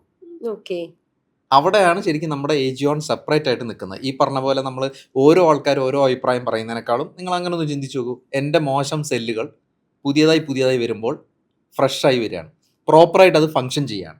സോ എൻ്റെ ഹോർമോൺ കറക്ഷനും കാര്യങ്ങളെല്ലാം ക്ലിയർ ആയി വരികയാണ്. അത് ശരിക്കും അതിൻ്റെ ഒരു ശരിയായ മെത്തേഡല്ലേ? അതെ, ഇതാണ് നമ്മൾ ഏജിയോണിൽ ഇംപ്ലിമെന്റ് ചെയ്യുന്നത്. സോ നമ്മുടെ ബോഡിയേക്കാൾ ഉപരി നമ്മുടെ ഉള്ളിലെ സെൽസിനൊരു നൗറിഷ്മെന്റ് കൊടുക്കുക അല്ലെങ്കിൽ റിഫ്രഷ്മെന്റ് കൊടുക്കുക എന്നാണ് ഉദ്ദേശിക്കുന്നത്. സെല്ലുകൾ നൗറിഷ്മെന്റ് റിഫ്രഷ്മെന്റ് കൊടുക്കുന്നതിനേക്കാൾ ഉപരി സെല്ലുകളെ പല രീതിയിൽ എക്സ്പോസ്ഡ് ആക്കുമ്പോൾ ഈ സെല്ലുകൾ പ്രോപ്പറായി ഫങ്ഷൻ ചെയ്യാൻ തുടങ്ങും.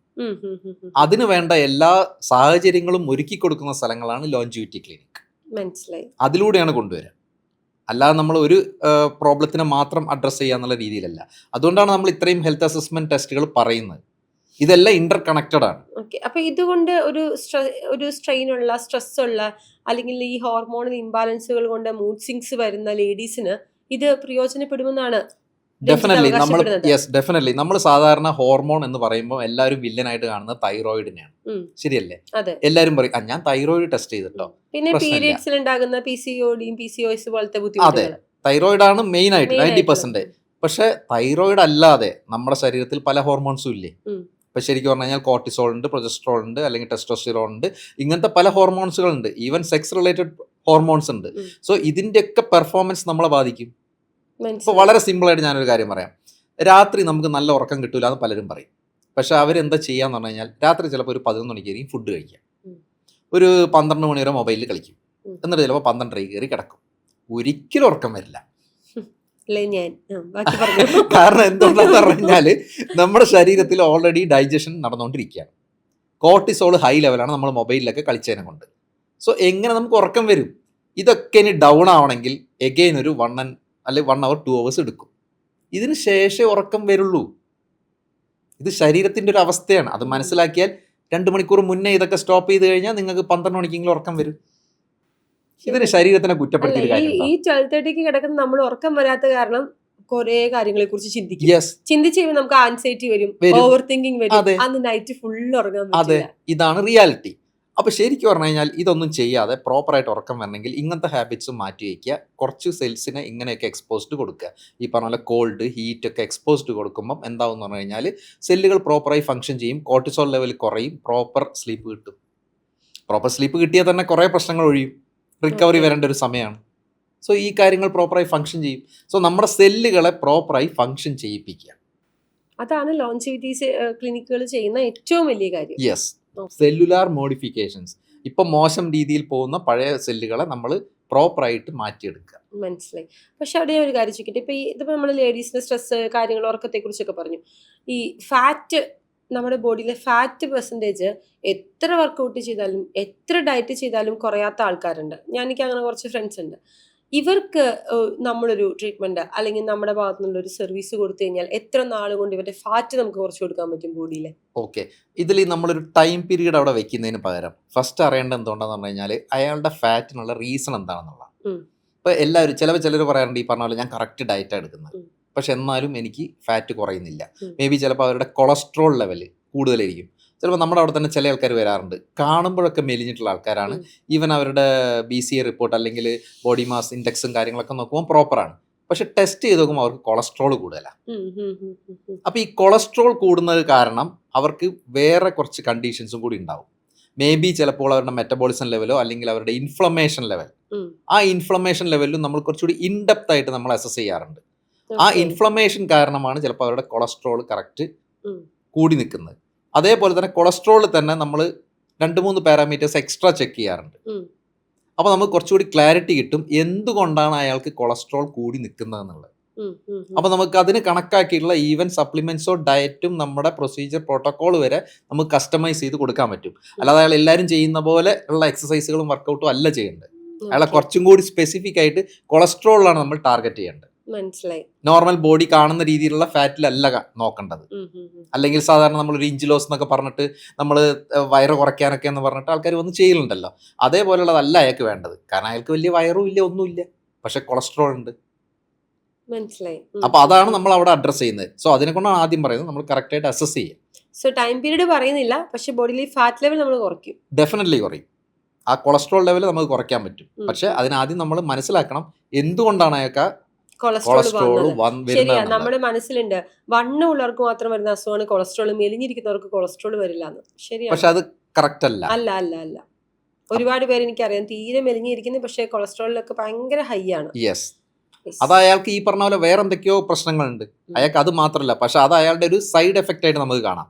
Okay. ഒരു ആക്ഷന്റെ സൈഡ് എഫക്റ്റ് ആണ് ഈ കൊളസ്ട്രോൾ പ്രൊഡക്ഷൻ കൂടുന്നത്. അത് മനസ്സിലായി. എന്തൊക്കെയാണെന്നുള്ളത് ഈ അസസ്മെന്റിലൂടെയാണ് നമ്മൾ കണ്ടുപിടിക്കുക. അവിടെയാണ് നമ്മൾ ചിലപ്പോൾ അയാളുടെ ഇൻഫ്ലമേഷൻ പ്രശ്നങ്ങളോ അല്ലെങ്കിൽ മെറ്റബോളിസം പ്രശ്നങ്ങളോ ഈവൻ അയാളുടെ ഹോർമോൺ പ്രശ്നങ്ങളോ എന്തെങ്കിലും കാരണങ്ങൾ കൊണ്ടായിരിക്കും അയാൾക്ക് ഈ കൊളസ്ട്രോളിന്റെ കൂടുതലാവും. കൂടുതലാണ്. Okay. അതാണ് നമ്മൾ അഡ്രസ് ചെയ്യുക. അപ്പൊ ഞാൻ എന്റെ സ്പാർക്ക് സ്റ്റോറീസിലേക്ക് തിരിച്ചു വരാം. അങ്ങനെ ഏജിയോൺ എന്ന് പറയുന്ന ഈ ഒരു സ്ഥാപനം തുടങ്ങുന്നതിന് മുന്നേ നമ്മൾ ഒരുപാട് യാത്രകളൊക്കെ ചെയ്ത് ഇങ്ങനൊരു സംഭവം ലോകത്തുണ്ടെന്ന് മനസ്സിലാക്കി അത് കേരളത്തിൽ കൊണ്ടുവരാൻ വേണ്ടി പ്ലാൻ ചെയ്തു. ഈ പ്ലാൻ ചെയ്തത് എക്സിക്യൂട്ട് ചെയ്യാൻ എത്ര നാളെടുത്തു? ശരിക്കും പറഞ്ഞു കഴിഞ്ഞാൽ ഏജിയോന്റെ ഞാൻ പറഞ്ഞില്ലേ ഒരു മോർ ദാൻ 5 years ഉം. ഇതിന്റെ പിന്നാലെ, എസ്പെഷ്യലി ആ കോവിഡ് സമയം, ആ കോവിഡ് കഴിഞ്ഞിട്ടുള്ള സമയമൊക്കെ കംപ്ലീറ്റ് ആയിട്ട് ഞാൻ ഇതിന്റെ പിന്നാലെ തന്നെയായിരുന്നു. ഉം. പിന്നെ നമുക്ക് ഇതിൻ്റെ ഒരു ഫൈനൽ ടച്ച് ആയി വരുമ്പം ഏകദേശം ഒരു 4 വർഷം കഴിഞ്ഞിട്ടാണ് ഇതിൻ്റെ ഫൈനൽ ടച്ച് ആയത്. ഉം. ആ ഫൈനൽ ടച്ച് ആയതിനു ശേഷം നമ്മൾ ഡിസൈഡ് ചെയ്തു, ഞാനും എൻ്റെ പാർട്ട്ണറും ഉണ്ട്, ഷിജിത് എന്നാണ് ആള്, he is also from Calicut. ആള് ഗവൺമെൻറ് സർവീസിലൊക്കെ ഉണ്ടായിരുന്നു, ഹെൽത്ത് ഡിപ്പാർട്ട്മെൻറ്റിലൊക്കെ ആയിരുന്നു വർക്ക് ചെയ്തത്. So is having enough experience for dealing especially tuberculosis patients, TB പേഷ്യൻസിൻ്റെ ആ ഒരു സെഗ്മെൻറ്റിലായിരുന്നു. അപ്പം ഞങ്ങളൊരു ഡിസൈഡ് ചെയ്തു ഫസ്റ്റ് കൊച്ചിയിൽ നമുക്കൊരു സ്റ്റാർട്ട് ചെയ്യാം സെൻറ്റർ. കാരണം കേരളത്തിൽ എല്ലാവരും വരുന്ന അതെ, സ്ഥലവും അതെ, ഒരു അതെ. ഹബ്ബാണ്. അങ്ങനെ സ്റ്റാർട്ട് ചെയ്യാം എന്ന് വിചാരിച്ചു. പക്ഷെ ഈ ഒരു കോൺസെപ്റ്റ് ഞാൻ ആരോട് പറയുമ്പോഴും ആരും അതിന് മാതൃകകളൊന്നുമില്ല. ഇല്ല. ഈവൻ ഞാൻ സ്ട്രഗിൾ ചെയ്തത് ഒരു വെബ്സൈറ്റ് ക്രിയേറ്റ് ചെയ്യാൻ വേണ്ടി ഞാൻ കുറേ ആൾക്കാരെ അപ്രോച്ച് ചെയ്തു. അല്ലെങ്കിൽ കുറേ ആൾക്കാർ ഇന്നത്തെ കാലത്ത് ഇങ്ങോട്ട് വിളിക്കുമല്ലോ ആൾക്കാർ, നമ്മൾ എന്തെങ്കിലും ഒരു എൻക്വയറി ഇട്ട് കഴിഞ്ഞാൽ. ഉം. ഈ വരുന്ന ആൾക്കാരോടൊക്കെ ഞാനിത് പറയുമ്പോൾ അവർക്കിതൊന്നും മനസ്സിലാവുന്നില്ല. അവർ പറയാം, സാർ ഒരു റെഫറൻസ് തരുമോ? അപ്പം ഞാൻ പറഞ്ഞു, റെഫറൻസ് തരാൻ എനിക്ക് ലിമിറ്റഡ് ആണ്. ഉം. ഇപ്പോൾ ഒരു F&B ആണെങ്കിൽ ആൾക്കാർക്ക് എളുപ്പമാണ്, ഉം. ഒരു റെസ്റ്റോറൻ്റ് ആണെങ്കിലൊക്കെ എളുപ്പമാണല്ലോ. അപ്പോൾ ഇത് ഞാൻ പറഞ്ഞു ഇങ്ങനെയാണ്. അപ്പോൾ ഞാൻ 2-3 ഇൻ്റർനാഷണൽ ബ്രാൻഡ്സ് ഒക്കെ അവർക്ക് പറഞ്ഞു കൊടുത്തു. പക്ഷെ ഇവർക്കൊന്നും അത് ഡൈജസ്റ്റ് ആവുന്നില്ല. ഇതെങ്ങനെയാണ് നമ്മൾ മലയാളീകരിക്കുക, അല്ലെങ്കിൽ ഈ കേരളത്തിലുള്ള ആൾക്കാർ ഇതെങ്ങനെയാണ് ഡൈജസ്റ്റ് ആവുക? അവസാനം ഞാൻ ഒരു വിധം ഒരാളെ കൊണ്ട് ഡെവലപ്പ് ചെയ്തു വെബ്സൈറ്റ്.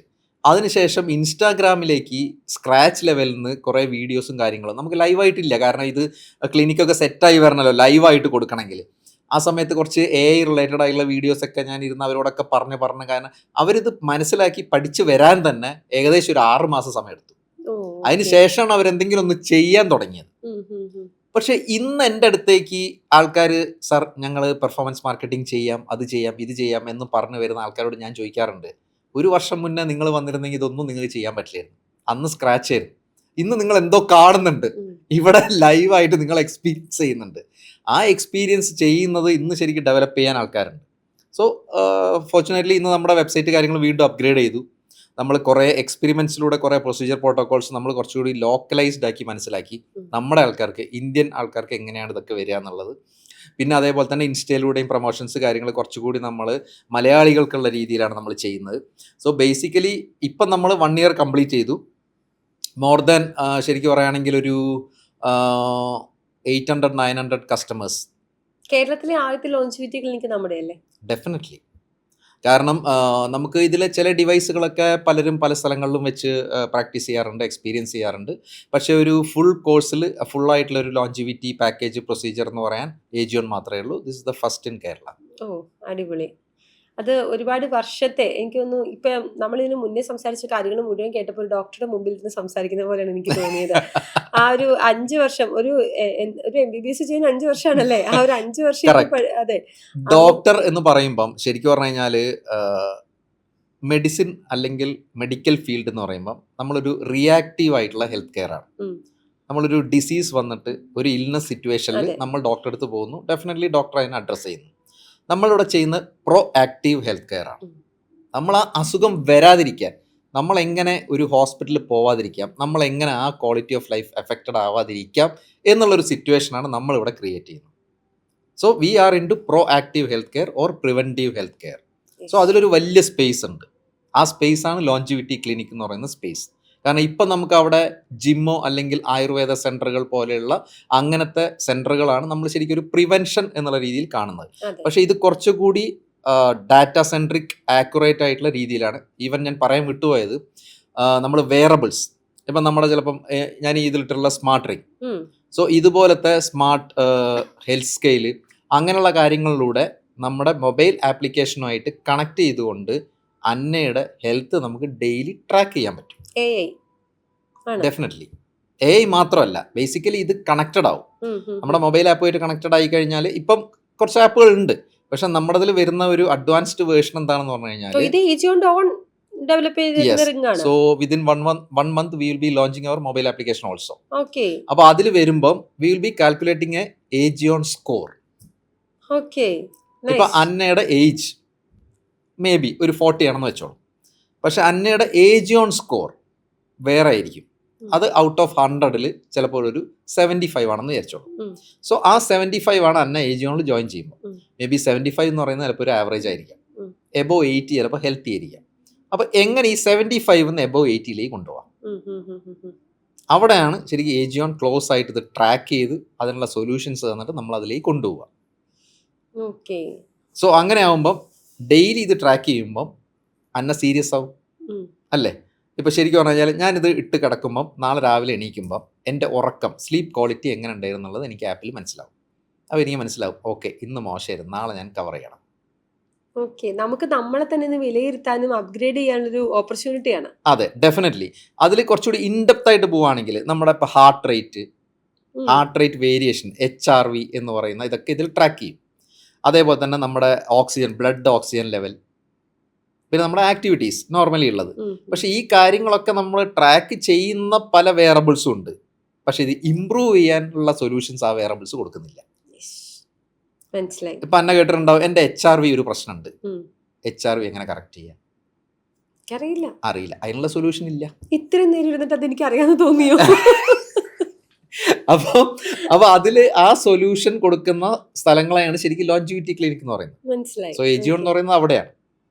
അപ്പൊ ഹാർട്ട് റേറ്റ് വേരിയേഷൻ നമുക്ക് വേണമെങ്കിൽ കറക്റ്റ് ചെയ്യാം. സോ ഇതെല്ലാം ഇന്നത്തെ കാലത്ത് നമുക്ക് ട്രാക്ക് ചെയ്തുകൊണ്ട് തന്നെ നമുക്ക് ആ റിപ്പോർട്ടിലേക്ക് കൊണ്ടുവരാൻ സാധിക്കും. സോ നമുക്കൊരു പുതിയ മനുഷ്യനായിട്ട് മാറാൻ, ഒരു പെട്ടെന്ന് നമ്മുടെ ലൈഫ് സ്റ്റൈൽ ഡിസീസുകളിൽ നിന്നൊരു റിലീഫ് കിട്ടാൻ, നമ്മുടെ ഫുഡ് ഹാബിറ്റ്സ് മാറാൻ, അല്ലെങ്കിൽ നമ്മുടെ ഈ പറഞ്ഞതുപോലെ നമ്മൾ എപ്പോഴും പറയും നമ്മുടെ കാരണവർക്ക് വലിയ അസുഖമൊന്നും ഇല്ലായിരുന്നു, അവരിങ്ങനെ ജീവിച്ചേ അങ്ങനെ ജീവിച്ചേ എന്ന് പറയുന്നൊരു കാലഘട്ടത്തിലേക്ക് നമ്മുടെ സമയത്തിനെയും നമ്മുടെ ഇപ്പോഴത്തെ ഫെസിലിറ്റീസിനെയും കൊണ്ടുവന്ന് ചെയ്യാനുള്ളൊരു സ്പേസ് കൂടിയാണ് ലോഞ്ചിവിറ്റി സെന്റേഴ്സ്. കറക്റ്റ്. കാരണം എന്തുകൊണ്ടെന്ന് പറഞ്ഞു കഴിഞ്ഞാൽ നമ്മൾ എപ്പോഴും പറയുന്ന ആ ഒരു വാക്കും രണ്ടാമതൊരു കാര്യം പറയാറുണ്ട്. അന്ന ഫസ്റ്റ് പറഞ്ഞ പോലെ, നമ്മളെ കൊണ്ട് ഈ വിരാട് കോഹ്ലിയും റൊണാൾഡോയും മമ്മൂട്ടിനെയും പോലെ ഒന്നും ആവാൻ പറ്റില്ല. അത് റോങ് ആണ്. എല്ലാ ആൾക്കാർക്കും അത് പറ്റും. അതിനുള്ള സൊല്യൂഷൻ AGOണിലുണ്ട്. എനിക്ക് അവിടെ ഞെട്ടിച്ചൊരു യാഥാർത്ഥ്യം എന്ന് പറയുന്നത് 1.5 ലക്ഷം രൂപ ഒരു മസാജ് ചെയർ ഒരു ഓട്ടോറിക്ഷ ഡ്രൈവർ മേടിച്ചു എന്ന് പറഞ്ഞപ്പോൾ അദ്ദേഹത്തെ എത്രത്തോളം സ്നേഹിക്കുന്നുണ്ടെന്നുള്ളതാണ് ഞാൻ ചിന്തിച്ചത്. നമ്മളൊരു കാറിനെ സ്നേഹിക്കുന്നതിനേക്കാളും കൂടുതൽ നമ്മുടെ ഹെൽത്തും ബോഡീനെ സ്നേഹിക്കണ്ടേ? അത്രേ ഉള്ളൂ. ഓക്കെ, അടിപൊളി.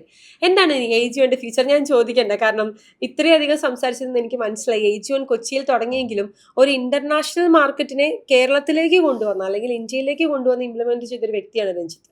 സോ ഇതിന്റെ ഫ്യൂച്ചർ ഡെഫിനറ്റ്ലി ഒരു വലിയ രീതിയിലുള്ള ഒരു വളർച്ചയായിരിക്കും. എന്നാലും എന്താണ് AGOന്റെ ഫ്യൂച്ചർ ആയിട്ട് കാണുന്നത്? ബേസിക്കലി അന്നയ്ക്ക് AGOണിൽ വന്നപ്പോൾ ഇതിന്റെ ഫ്യൂച്ചർ എന്തായിട്ടാണ് പ്ലാൻ ചെയ്യുന്നുണ്ടത്? ശരിക്കും പറഞ്ഞാൽ എന്താണ് ഫീൽ ചെയ്ത്? ഞാൻ പറയുകയാണെങ്കിൽ എല്ലാ ടയർ 1 ടയർ 2 സിറ്റീസിലും ഇത് കൊണ്ടുവരാനും കുറച്ചുകൂടി ആളുകാരനെ ഇപ്പം ഇത് റെഡ് ലൈറ്റ് തെറാപ്പി എടുക്കണം, സോനാബാത്ത് എടുക്കണം. ഇപ്പൊ എറണാകുളത്ത് മാത്രം ഉണ്ടെന്ന് പറഞ്ഞിട്ടൊരു കാര്യമില്ല. തൃശ്ശൂരിൽ ഒരാൾക്ക് വേണം, അവരെന്ത് ചെയ്യും? ഇവിടെ ഒരു ട്രാവൽ ചെയ്ത് വരാൻ പറ്റത്തില്ല. Correct, absolutely correct. ഇന്നത്തെ കാലത്ത് ലോഞ്ചിവിറ്റി ക്ലിനിക്കുകൾ എല്ലാവരും പൊസിഷൻ ചെയ്യുന്ന, ഞാൻ ഫസ്റ്റ് പറഞ്ഞ പോലെ, ഹൈ നെറ്റ്വർത്ത് ഇൻഡിവിജ്വൽസിനാണ്. സോ അവർ ഫോക്കസ് ചെയ്യുന്ന ആ ഒരു സെഗ്മെന്റ് ഓഫ് ആൾക്കാരെയും പ്ലസ് ഇപ്പോൾ ഇന്ത്യയിൽ തന്നെയുള്ള ചില സെന്ററുകൾ പുറത്തുനിന്നുള്ള ആൾക്കാരെ കൊണ്ടുവന്നിട്ട്, മീൻസ് അബ്രോഡുള്ള അല്ലെങ്കിൽ അവിടുത്തെ റെസിഡൻസ്, മീൻസ് അമേരിക്കൻസ്, യൂറോപ്യൻസ്, അങ്ങനെയുള്ളവരെ കൊണ്ടുവന്നിട്ടുള്ള ആ ഒരു വേർഷനാണ്, ആ ഒരു ബിസിനസ്സാണ് ഫോക്കസ് ചെയ്യുന്നത്. പക്ഷേ ഏജിയോൺ ഫോക്കസ് ചെയ്യുന്ന അതല്ല. Ageon is exclusively for middle class and upper middle class. ഇന്ത്യക്കാർക്ക് വേണ്ടിയാണ്, ഇന്ത്യക്കാരുടെ ലോഞ്ചിവിറ്റിക്ക് വേണ്ടിയിട്ടാണ്. So definitely Ageon tier 1 tier 2 സിറ്റീസിലേക്കാണ് ടാർഗറ്റ് ചെയ്യുന്നത്. സോ അതിന് വേണ്ടത് ഫസ്റ്റ് മെട്രോ സിറ്റീസിലേക്കാണ്, എന്നാലേ ആ ഒരു ബ്രാൻഡ് എസ്റ്റാബ്ലിഷ്മെന്റ് ആവുള്ളൂ. ആ ഒരു രീതിയിൽ ഒരു ഫ്രാഞ്ചൈസി എക്സ്പാൻഷനാണ് ഏജിയോൺ മുന്നിൽ കാണുന്നത്. അടിപൊളി. കണ്ടോ, എനിക്ക് മറ്റേതൊന്നും മനസ്സിലായില്ലെങ്കിലും ബിസിനസ് മോഡൽ എനിക്ക് മനസ്സിലായി.